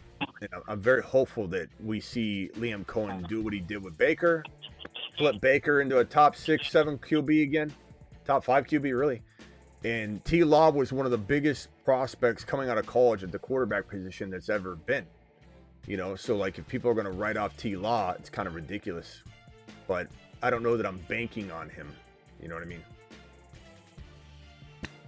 Not in fantasy, at least. I am for the wide receiver room, but I'm not drafting QB9 as my starter in fantasy. I'm trying to get top 5 quarterback production. I'm trying to get the number 1 quarterback production. In a best ball scenario, would you take both wide receivers? What's up, V1? Appreciate you with the 2-month membership question. What's up, Smitty? What's up, my boy? What was the question, Rockout? Like in a best ball, would you take Hunter and BCJ in a best ball if it works out that way? Would I take both of them? Yeah, sure. I do it all the time. Yeah, absolutely. Yeah, wasn't sure if you just wanted one. No. To keep your. No. I'm fine with it. Yeah. I think Hunter's going to get some jet sweep work and some rushing, and I think he's going to be used differently than people think. I think it's going to be pretty awesome. I think it's going to be. Liam Cohen's an architect, man. He knows what he's doing with the offense. Love him. I believe. Yeah. Let me go over to Bruce. Mute yourself, rock out, so we get no reverb there. Bruce, you're live, my boy. Do it live, Bruce. Hey, what's up, Smitty? What up? Hit that thumb up button, guys. What do you handcuff like tight ends? Like, would you handcuff Fannin to Njoku or Ertz to Senate? And which Only one of them two would you like them? Deep dynasty or best ball in certain situations. Like I draft Kelsey and Gray a lot, and then I grab one other competent tight end that doesn't share the bye week. And that way, and you could say, let me take 3 different stabs at tight end, but that also depends how you build it. Like it's pretty oblivious to come in and say, oh, you shouldn't do that. You should just take 3 great tight ends. But you got to understand, some people grab late tight ends and they don't. There's the tight ends that are available are shot in the dark type tight ends anyway. So I'd rather have Kelsey, Gray, and Gadsden. And I forget if Gadsden's bye weeks. You know what I'm saying though. Grab that, yeah. Then have Kelsey, Gadsden, and then a Theo Johnson. It's like, yeah, I got 3 different tight ends, but if Kelsey went down, I might not get anything. You know what I mean? Whereas if Kelsey went down, Gray would be good. And so I do cuff that. But that's in best ball, bro. Or if you're in dynasty where you can put taxi squad players and your benches are 10, 12, 14 deep. If you only have 5 or 6 bench spots, or you only have room for like 3 bench running backs, 2 or 3 receivers, and like 1 quarterback, or maybe 1 tight end, or not even a tight end or whatever, you can't be holding cuffs for tight ends. But in dynasty, I do have Fannin and Njoku, and it's really comfortable to have that cuffed. Absolutely. But only in those situations, bro. Best ball in the right spot. So Njoku, Fannin, and then let's say you had Evan Ingram, or Njoku and Fannin, and you had Isaiah Likely. Then all of a sudden you are kind of protecting your second tight end spot. And usually in best ball, if I do cuff the tight end like that, again, it's very rare and it has to fall a certain way with the build. It's always the second and third tight end, or Kelsey and Gray, my number 1. But a lot of times if it's Njoku and Fannin, they'll be my number 2 tight end. I've just cuffed them together. But the cuffing of the tight end is definitely, I think I actually hung up on the rest of the phone line. Dial back in, Travis, rock out, and Bruce. I'm sorry about that. 808 caller, you're live. What can I do for you? Oh, it's Scotty Dew from Hawaii. What's up, Smitty? What's up, Scotty Dew? So remember how I called in last night? I asked you about that Superflex League. I had a draft today. Okay, kind of. Yeah, hit me with told it. me you can't really tell me, but I was gonna hit you with my team and see what you think Yeah. about it. Let me merge these back in. Hang tight right there. Let me get the boys back in here, and then I'll go back over to Scotty D's question. Sorry about that, guys. I didn't mean for the phone line to hang up on you guys. Okay, Scotty Do, hit me with your team real quick, and we'll grade it real fast. Awesome, brother. Appreciate you. 10-man Superflex League. Quarterback is JD5. My second quarterback is T-Law, and my third quarterback is Cam Ward. You might have your second quarterback is Cam Ward, by the way, but go ahead. Okay, my wide receivers are BTJ, Adams, Sutton, Ridley, Judy, Diggs. Okay. And my running backs are Irving, Bucky, Kyron, Hendy, Charbonnet, and Spears. Okay. And my tight end is Goddard. Okay. Yeah. Love the RBs. Phenomenal. Love those three. I assume you can start all three running backs. BTJ, Adams. Unfortunately, go ahead. No? Damn. It's only a super flex, no regular flex spot. Really? Jeez. Yeah. Okay. Well, I know it's great to have three QBs, honestly, but if you could grab Milrow or Shador off waivers, part of me wonders if you could trade T-Law and you start three wide receivers? No, two regular super flex. Two. But I have also a defense spot, but I'm not grabbing a defense right now. If anything, I don't know who to drop when the season starts. Man, maybe Spears if he was the last one. You got a one IDP spot, or do you mean team defense? Team defense, but I didn't slot it. Okay. So only two wide receivers start. That's okay. Well, then you're fine. Your team's good. You got BTJ and Adams as your starting wide receivers. You don't even start Sutton. You got Bucky. Three. You got Bucky three and wide Kyron. receivers, so it's gonna be Sutton. Yeah. Wait, you just said I just asked you that. Do you start three receivers? You said no. Yes. Yeah. So I have 6 good receivers, I believe. All right. So back to my original plan until you derailed it. Trade T-Law and Sutton, or T-Law and a receiver not named Adams or BT. Trade T-Law and Sutton or T-Law, maybe Hendy. I don't know. I'd rather keep him if possible. But trade T-Law, try and get a upgraded. And I like Sutton. I'm not saying Sutton's trash. I'm just saying go get something. Go get an MHJ. Go get a Garrett Wilson. Go get a player like that if you can. If not, I love the team. And I'm starting Ward and JD5 with a smile. And I like T-Law. I'm not saying T-Law can't unseat Ward, but I think I start Ward right away. But that's me. And I love I almost BT. had Rashee Rice. The guy signed me right before I picked Adams. Okay. Yeah, that would be good. I mean, I like Adams too, but okay. All right. Anything else, bro? All right, man. All right. Try and get a trade That's done. it. All right. Call us back Okay, when you I'll got a try. trade later. Okay, goodbye. All right. We got a super chat here. Let me go back to Travis real quickly after that. Dynasty half PPR. I've got Achan, Harvey, Caleb Johnson, Connor, Warren, and a bunch of depth at running back. What to get more 27 first rounders? Would you down tier from Achan for a different running back 1 plus 27 first rounder? Joe, I got to do a video on this because I said I was going to. This whole craze of going and getting 27 first rounders, I don't know who told you, what show you watched that told you that. There's so many people out there that are like, consume 27 first rounders. Go consume 27 first rounders. You don't even know what you're getting.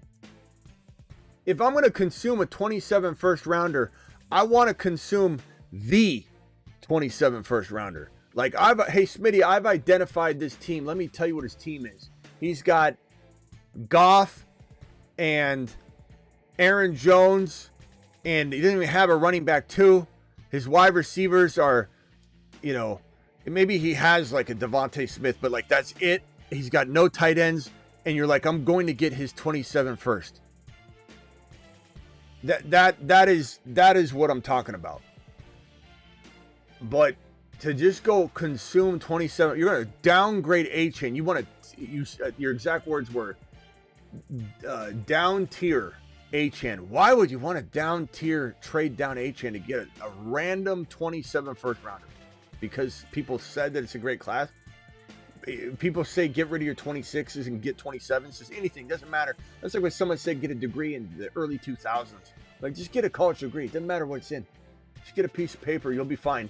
And then they come to graduate from college, and it's like, yeah, that degree doesn't get you anything.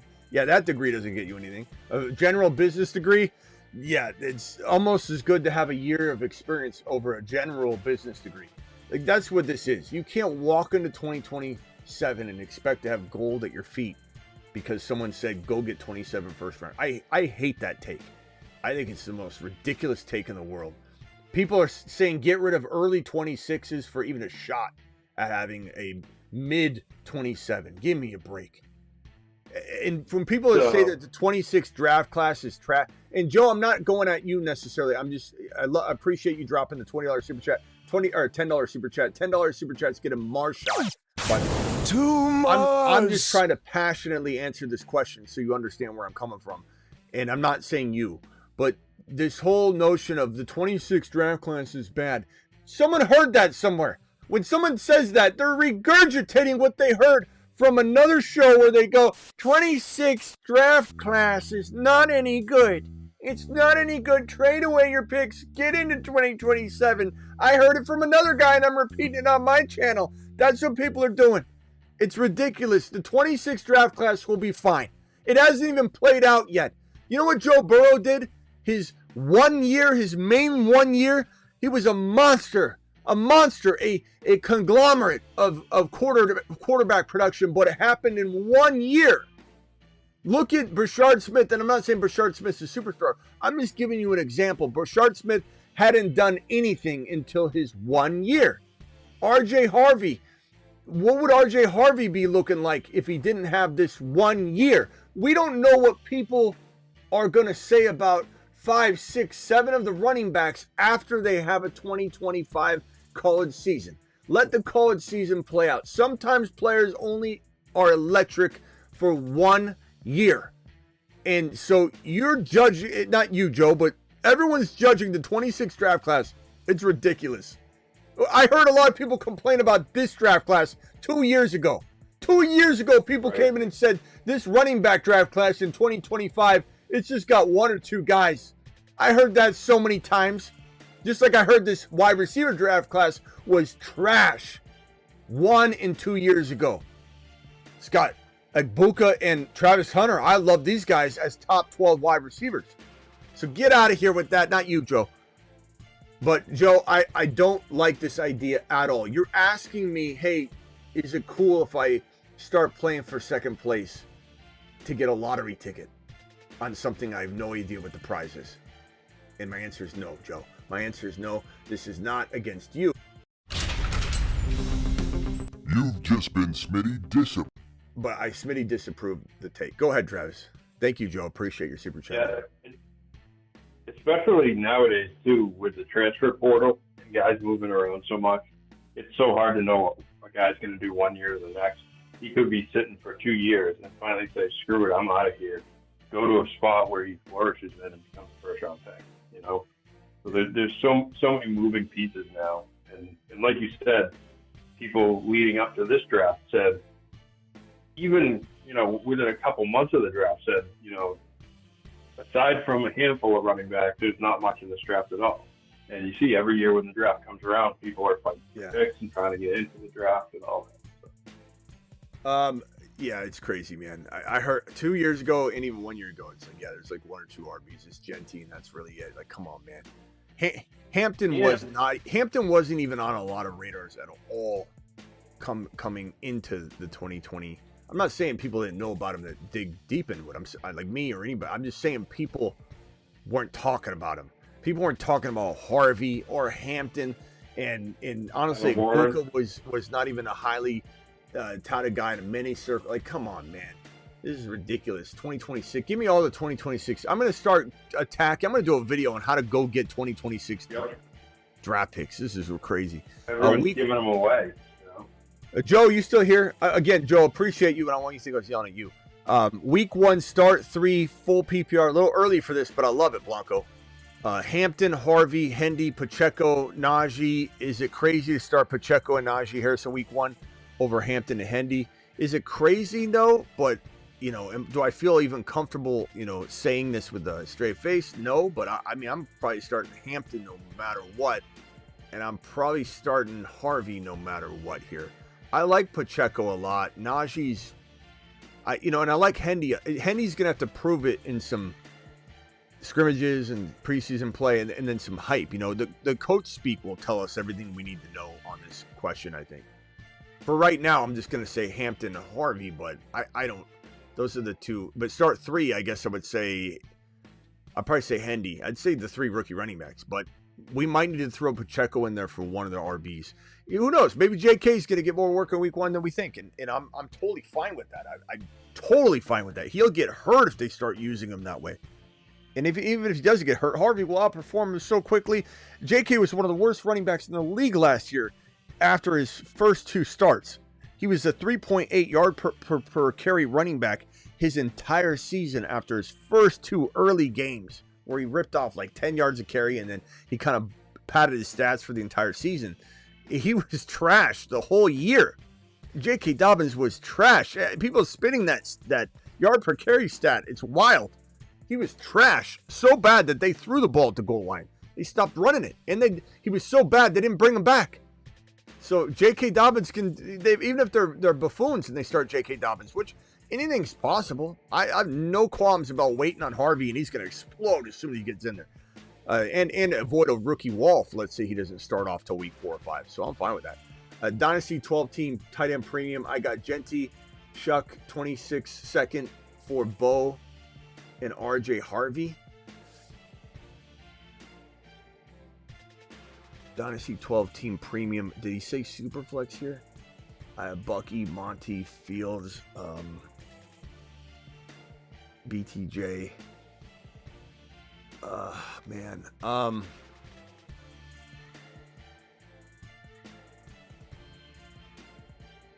He doesn't say Superflex here, so if it's Superflex, it's tough. If it's not Superflex and you could start Fields instead of Bo Nix, then I do love getting Genty. But if it's Superflex and you traded Bo Nix, it makes it tougher. So I would say I like it if it's a 1 QB. But I love RJ Harvey, though, but I definitely take Genty if it's 1 QB. Weeks 1 start. Already did this one. Thank you, Blanco. Appreciate you. All right, go ahead, Travis. Or actually, let me cycle the phone line off. Bruce, you got anything else? Or Bruce is in there. Rock out, Bruce, whoever's there. Yeah. What's up, Rock out? What are you thinking Purdy's going to do this year?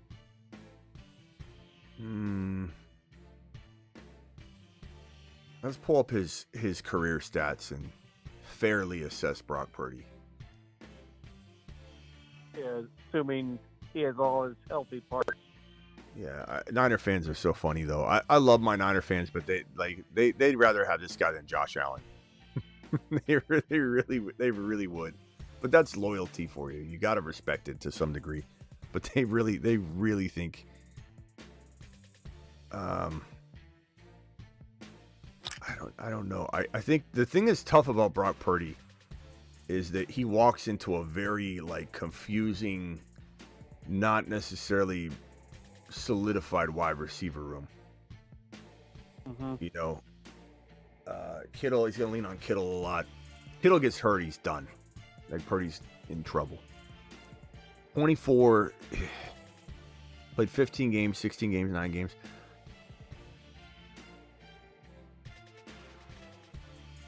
I mean, look at the difference between 2023 and 2024. And I don't care. You could almost say that this is a really bad thing that he played one less game because he had the same number of less completions, but it's still these are still very similar games. Or similar numbers. I'm not even gonna, even if we give him the fact that he went from 31 TDs to 20 TDs The fact that he,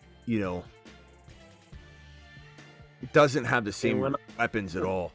I just don't. I'm more inclined to say he duplicates last year than he duplicates 2023, and I don't know that I feel really confident in saying that he's going to be in between.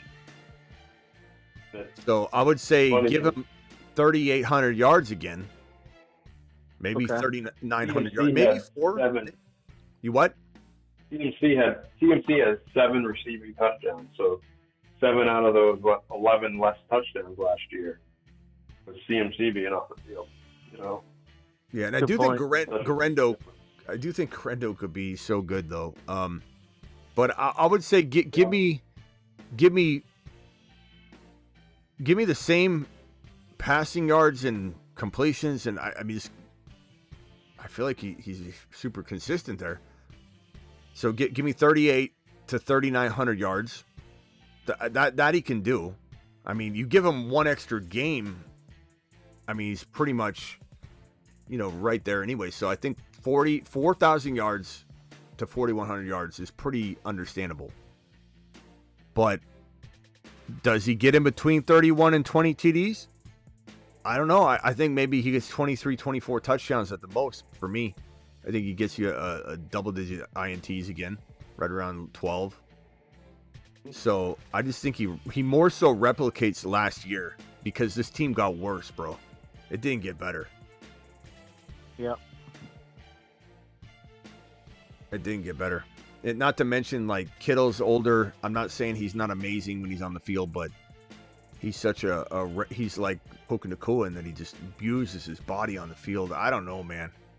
I really believe that this could be if their defense steps up, it might be ball control on the way to wins. Like they might run the hell out of the ball.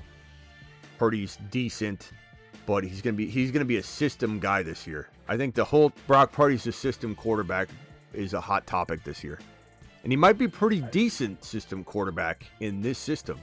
That's pretty much he's only known it. So he plays it really well. He's a very good pocket passer, like in terms of his pocket presence, and he knows how to scramble around in it, sidestep. I mean, he's got a lot of intelligent, characteristics. I like Brock Purdy in some ways. I do. I'm not a Brock Purdy hater, but this narrative of him being a top 5 QB was ridiculously stupid, and it made people like me who kind of liked him. I liked him. I didn't hate him. It made people like me cut him down to size every time he was brought up. It's like top 5 QB? No. And then I start looking like a Brock Purdy hater. I'm not a Brock Purdy hater. I just see him for what he is. He's a system quarterback that is pretty good in this system, like Goff. Goff was number 6 and 5, and like Goff's about to turn back into the quarterback that we all know he is without Ben Johnson, in my opinion. So I just think, let's give him 4,000 yards and 23 touchdowns. I think that's fair. I don't think that's bad. I don't think that's horrible.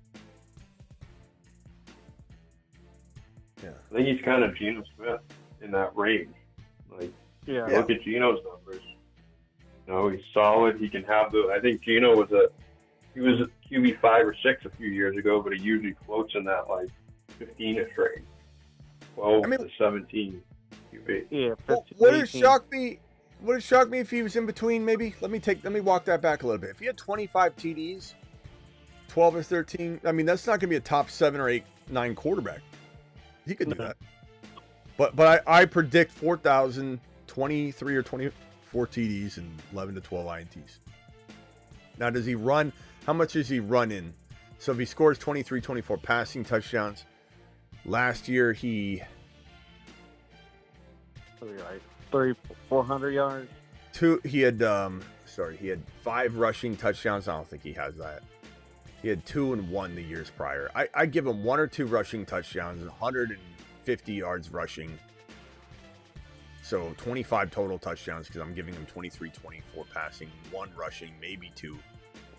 I'm not going to give him 323 rushing again. I think if he's running like that, he's running for his life. Yeah, can't maybe have him do that. All right, anything else, Rock Out? Let's see. for a wild card, would you rather have him or Caleb Williams? Brock Purdy. Yeah, I assume. Yeah. I don't know. Can Caleb be a top 10 fantasy quarterback? Yeah, he could. I mean, Ben Johnson could mask a lot of things that are going wrong, but the problem is we haven't seen Caleb Williams be able to play in structure really ever. And he comes into the pros, and for some reason, announcers especially are so blinded by his scrambling, as if it's the offensive line is the reason Caleb is outside the pocket, running for his life, holding onto the football too long, doing exactly what he did in college, and racking up stats in the third and fourth quarter when defenses are in prevent mode or just playing it differently, and he's out of the pocket making things happen because he's not facing the same situations. When when Caleb Williams was under center, and I remember being on the Patreon. By the way, join the Patreon. Link is right here. Links in the description of every video. And Patreon's $10 a month. We're constantly chatting live on the Patreon. There's the link right there. I just dropped it in the live chat. It's in the description of every video. But it's $10 a month. Cancel anytime. We're literally inside the Patreon live chat. It's 365, 24/7 live chatting. Please hit that link. Join. Try it for 1 month. Just cancel if you don't like it. It's $10 a month. But we're sitting in the game day lounge all games long in the morning. Like the whole morning games, the whole afternoon games, the Thursday night game, the Sunday night game, the Friday games, whenever there are Friday games, whatever. Thanksgiving, you get to chat with some people that you care about. It's such a fun place to be. But I remember being in there, and it's like every first and second quarter of the Bear games was like, there's Caleb 3 and out, Caleb 3 and out, Caleb 3 and out, Caleb 3 and out. And then what happens in the third and fourth quarter? Caleb's racking up yards. He's scrambling around. He's, on a third and long, running around the sideline, throws a 15, 20-yard pass, first down, getting yardage. And it's like, that's how he did it. But on first and second down, he was awful. In the first quarter, second quarter, he was punting. Like, the fact that no one put any of that together, they just roll stats out. Like, hey, he was sacked more than any quarterback in the league. It's his offensive line. It wasn't his offensive line. His offensive line wasn't great, but they weren't the worst in the league, and it wasn't even close. It wasn't even close. They were at one point ranked inside the top 12 offensive lines walking into the season, and during the season, they were more middle of the pack than last place. And if anybody thinks, oh, that's garbage because you're not looking into it, that's on you. The way they measure sacks, it is not on the offensive line at a certain point, was it 2 point whatever seconds? It then goes on the quarterback because you only measure offensive line statistics for a certain number of seconds. Then past that, it's not the obligation of the offensive line. And so for everybody to say, oh, he's the most sacked quarterback in the league, their offensive line is garbage. That's such a lazy take, and you hear it over, and people just repeat it. They repeat it. They don't know what they're talking about. Caleb has yet to prove he can play in structure at all. He did this in college. What everybody say about him coming out of college? Oh, his lined in block form. He had to do all that scrambling around. Has anybody put it together yet that all he can do is scramble around? That's all he knows how to do. And he has some of the worst passes in the league. He was in the bottom. He was like number 32 or 30 or 34 in like all of the major statistics, like in catchable rate and all that. He was so bad. It was so bad. It was garbage. It was garbage. Anybody defending Caleb Johnson at this point, you're repeating Roger. But can he do good fantasy things under Ben Johnson for a little while? I don't know. I'm not banking on it, bro. I don't want anything to do with Purdy or Caleb on my fantasy team. I could find better quarterbacks. We got Mahomes in round 6, 7. We got Bo Nix in 7 and 8. We got Dak in 8, 9, 10. Like, what do we do? Who's drafting Purdy or Caleb as their quarterback? What's wrong with you? Not you, Rock Out. But all right, Rock Out. Got to go. Appreciate you. All right, cool. Call tomorrow. Travis, final thoughts. Yeah, and like you said, in a one QB like there's 6 or 7 guys right off the bat that we kind of consider elite, and so then if you fill in with like Baker and Kyler and guys like that afterwards, like if you play your cards right, you should have pretty close to an elite QB in one QB format. So, there's no excuse for waiting and ending up with one of those guys as your QB. Yeah. That said, would you rather have Purdy or Love, like as a second QB? I mean, I'll never put myself in that position. So, I mean, So you'll always just end up with a better second QB. Yeah, no, I'm never going to – I'm going to have Cam Ward. Cam Ward goes in the 160s or 170s. I'm never going to have Caleb or Love or Purdy as my second quarterback. I'm just never going to – it's like saying, would you rather get, I don't know.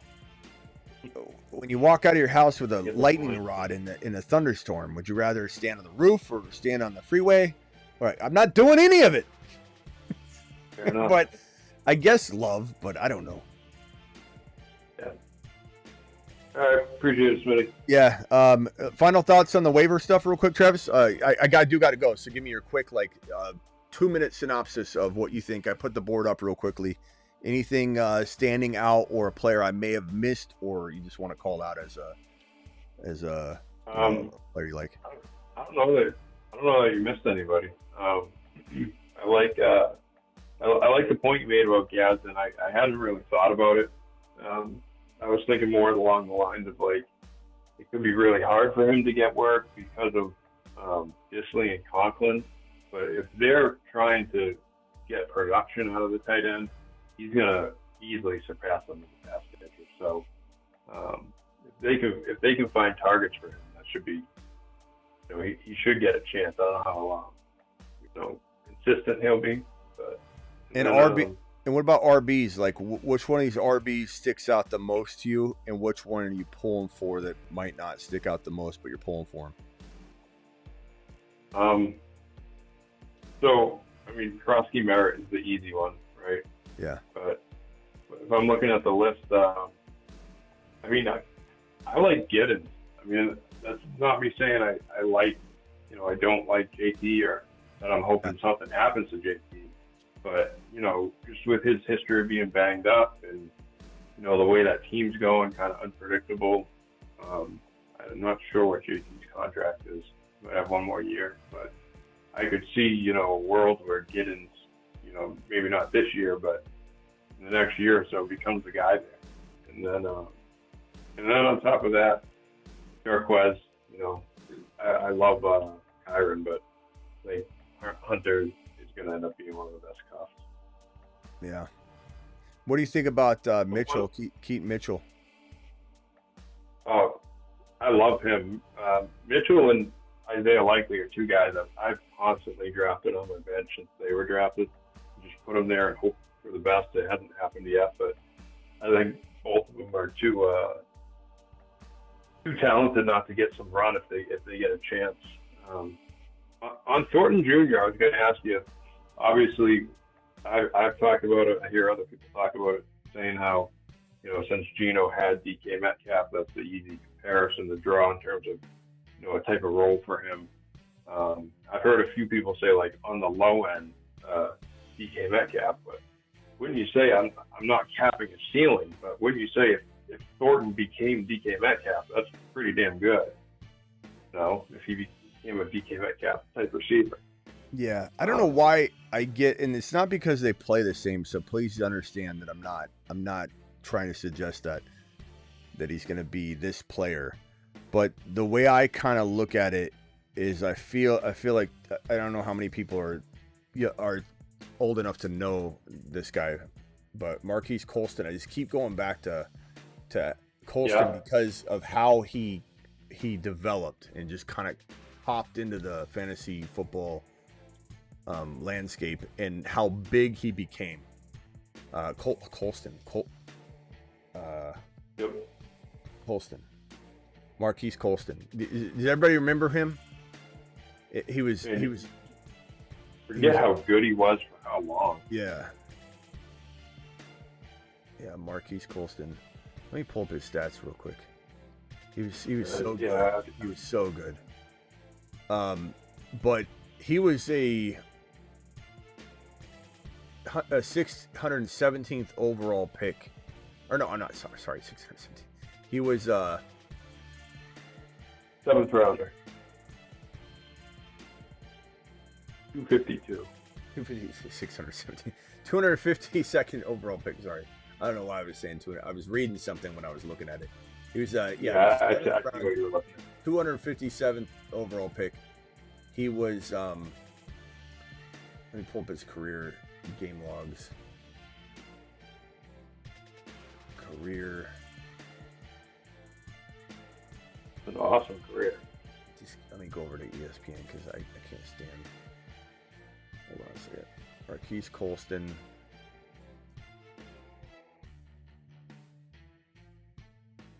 Yeah, people forget how good he was. He was so good. Touchdowns, man. 72 touchdowns. Let me pull up his stat log here. Didn't do anything rushing, so I'm just going to clip his receiving. A lot of big plays. But this guy, he just reminds, not his style of play, again, can't emphasize enough, but just how good I think it's either Mark, and it's funny because these are both New Orleans Saints for some reason that I'm comparing them to, but it's either Marquise Callaway is what Thornton becomes, who was a nothing, but we all loved him for a little bit of time, or it becomes Marquise Colston in terms of value. But Colston he had an amazing career. So in 2006, he jumped onto the scene, 70 receptions, 1,000 yards, 8 TDs. Next year, 1,211. Next year, 760 and 5. Next year, 1,009. Next year, 1,007. Next year, 1,108. Next year, 1,110. I mean, he was a amazing player. I really think that he's got that potential. That's where his ceiling is for me. That kind of like stat line and that kind of dominance. But he also could be Marquise Callaway, who we all thought could be the next Marquise Colston, especially in New Orleans. And then he just was trash, or Josh Gordon in a way. Like, just we see the talent, he even shows it, but then it never, develops. I don't know. It's so hard to know. He's definitely a stab in the dark. No doubt about it. Nobody should be expecting the world. Just get him and make sure you're on top of this situation. Grab him and stash him everywhere you can. Yeah. So I saw someone a couple of days ago say Martavis Bryant, but that would be more on the low end because Martavis Bryant had some moments, but he never got to his feet. At similar size and everything. So that's. I mean, you could look at him if you want to try and grab a hold of a certain player right now and the way they score and the pecking order of their role. I would say T. Higgins, even though there's no Jamar Chase on this team, you could look at Brock Bowers as the staple, not going anywhere, number one target hog, top option on the team in the receiving department, and T. Higgins still delivering. Like, that could be his fantasy ceiling, All right, Travis, anything else? No, I'm good. Appreciate it, Smitty. All right, man. See you tomorrow. Later. I'll be live tomorrow. Guys, on C-Mac says Debo blocked me on Instagram. Well, that's because your fan base, the entire Niner fan base, trolls him after all he did for you, C-Mac, and you guys are brutal to him. Niner fan base is relentless and just so mean and cruel to players that leave. And they leave. I mean, the fan base is so mean to Debo, just like they were to Ayuk. I told you all. I remember, C-Mac, I told you and Raj on a live stream that Ayuk, you're eventually all gonna hate him like you hated Debo. And I remember both of you were like, "No, man, he's more a mellow key, low key guy." You guys loved Ayuk. You guys talk about him on live streams like he was the best thing since sliced bread. And I liked him too. I mean, Raj and I talked about. I talked to him about him before you guys even knew who he was because he was at ASU. And I remember I went live with Raj and said, "Pull up this film. You guys should draft this guy." So I definitely liked him at one point, especially as a college player. But I mean, I knew that your fan base was going to turn on him, and I knew he would change. I mean, he'd become this bitter person like every other Niner player that gets mistreated in the offseason. And, you know, Brock Purdy's the only one that gets the exception. The Golden Boy gets an exception of how you guys negotiate. But Ayuk is just, Ayuk's trash now. He ran through him. He's completely done. And now there's rumblings about him wanting, and I don't know that they're true, but the Niner pages are painting this picture that Ayuk might want a new deal. He hasn't even played on it yet. I don't know. Well, we were wrong. Trade Ayuk. Oh man, T-Mac. T-Mac, is it true that he wants a new contract, or is that all just garbage? It's probably just garbage. Ayuk and Dan Daniels at ASU. Yeah, but we do not want Ayuk going to Washington. And the Washington Commanders don't want him. They already rejected it when he was healthy. That's Adam Peters is so smart. He's like, no, we want Debo, not Ayuk. Adam Peters is so smart. So smart. He knows what he's doing.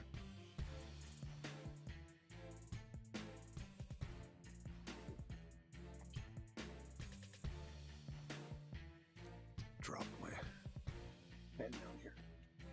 All right, I'm out of here. Appreciate you all. Hit that thumb up button on the way out the door. Hit that like button on the way out the door, please. Subscribe if you're new. Thank you to my super chatters. Thank you. Trade Keon Coleman for Tootin in Dynasty. Did I answer this one, bro?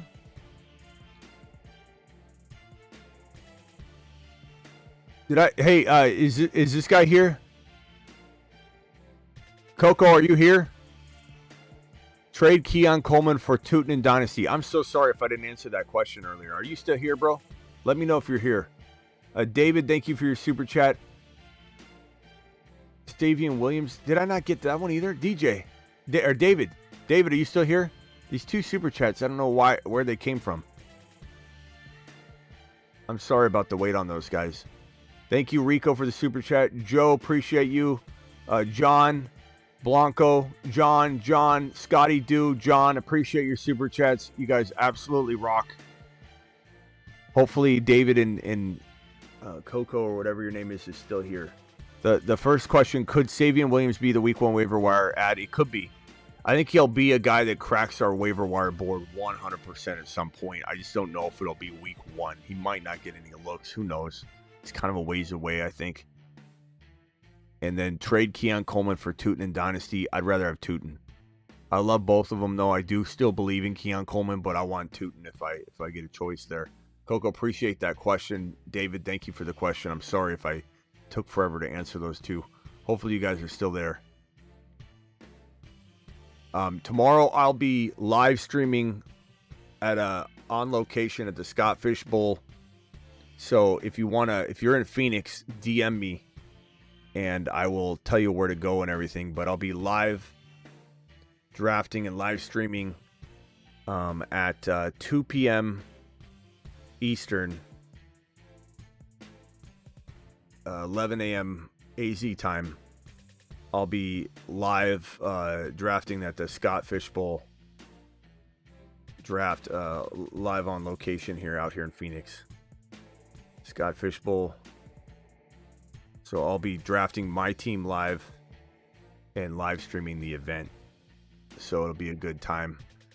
So that'll be tomorrow. So that'll be midday. Did those two guys leave? Coco and David? David, are you there?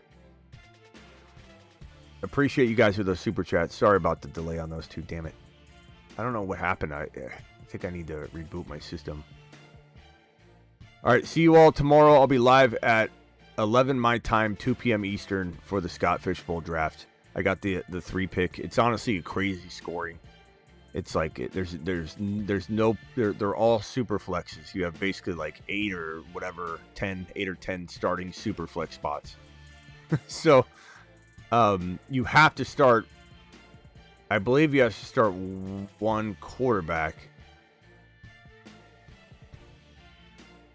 I forget. I think it's I think you got to start one quarterback and then it's the rest are super flex spots or something. I don't know. I haven't even looked at that much. but it's a crazy scoring. And so I'll be drafted. I think Travis Hunter gets a lot of points in this one. There's a lot of weird, nuances in the scoring, and every year he changes it and does something crazy just to make it fun. So I don't even know what I'm going to draft. It's definitely a draft I haven't prepared for yet, but it'll be fun live streaming the event. And I don't know how long I'll live stream it. I don't know what I'll live stream. I don't know if I'll be on and off and do multiple live streams. I'm not sure yet, but I'll see you all tomorrow on my channel here, live streaming the Scott Fishbowl draft. Appreciate you all. See you tomorrow. Don't forget to get on over to the have I won the Scott Fishbowl? No.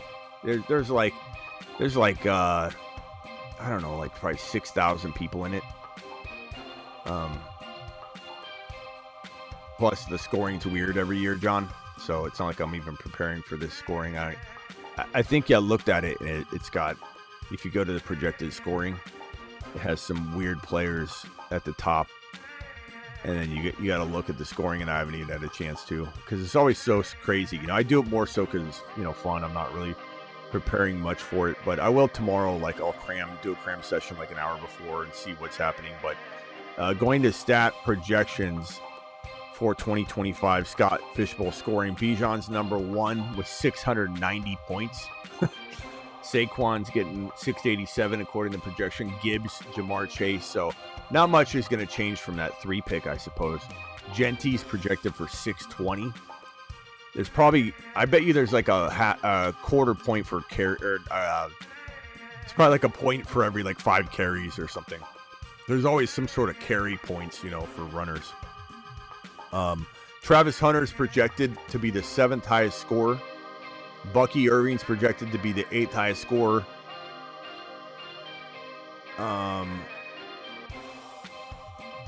Brock Bowers 15, McBride 16. Let me see if there's anything odd sticking out.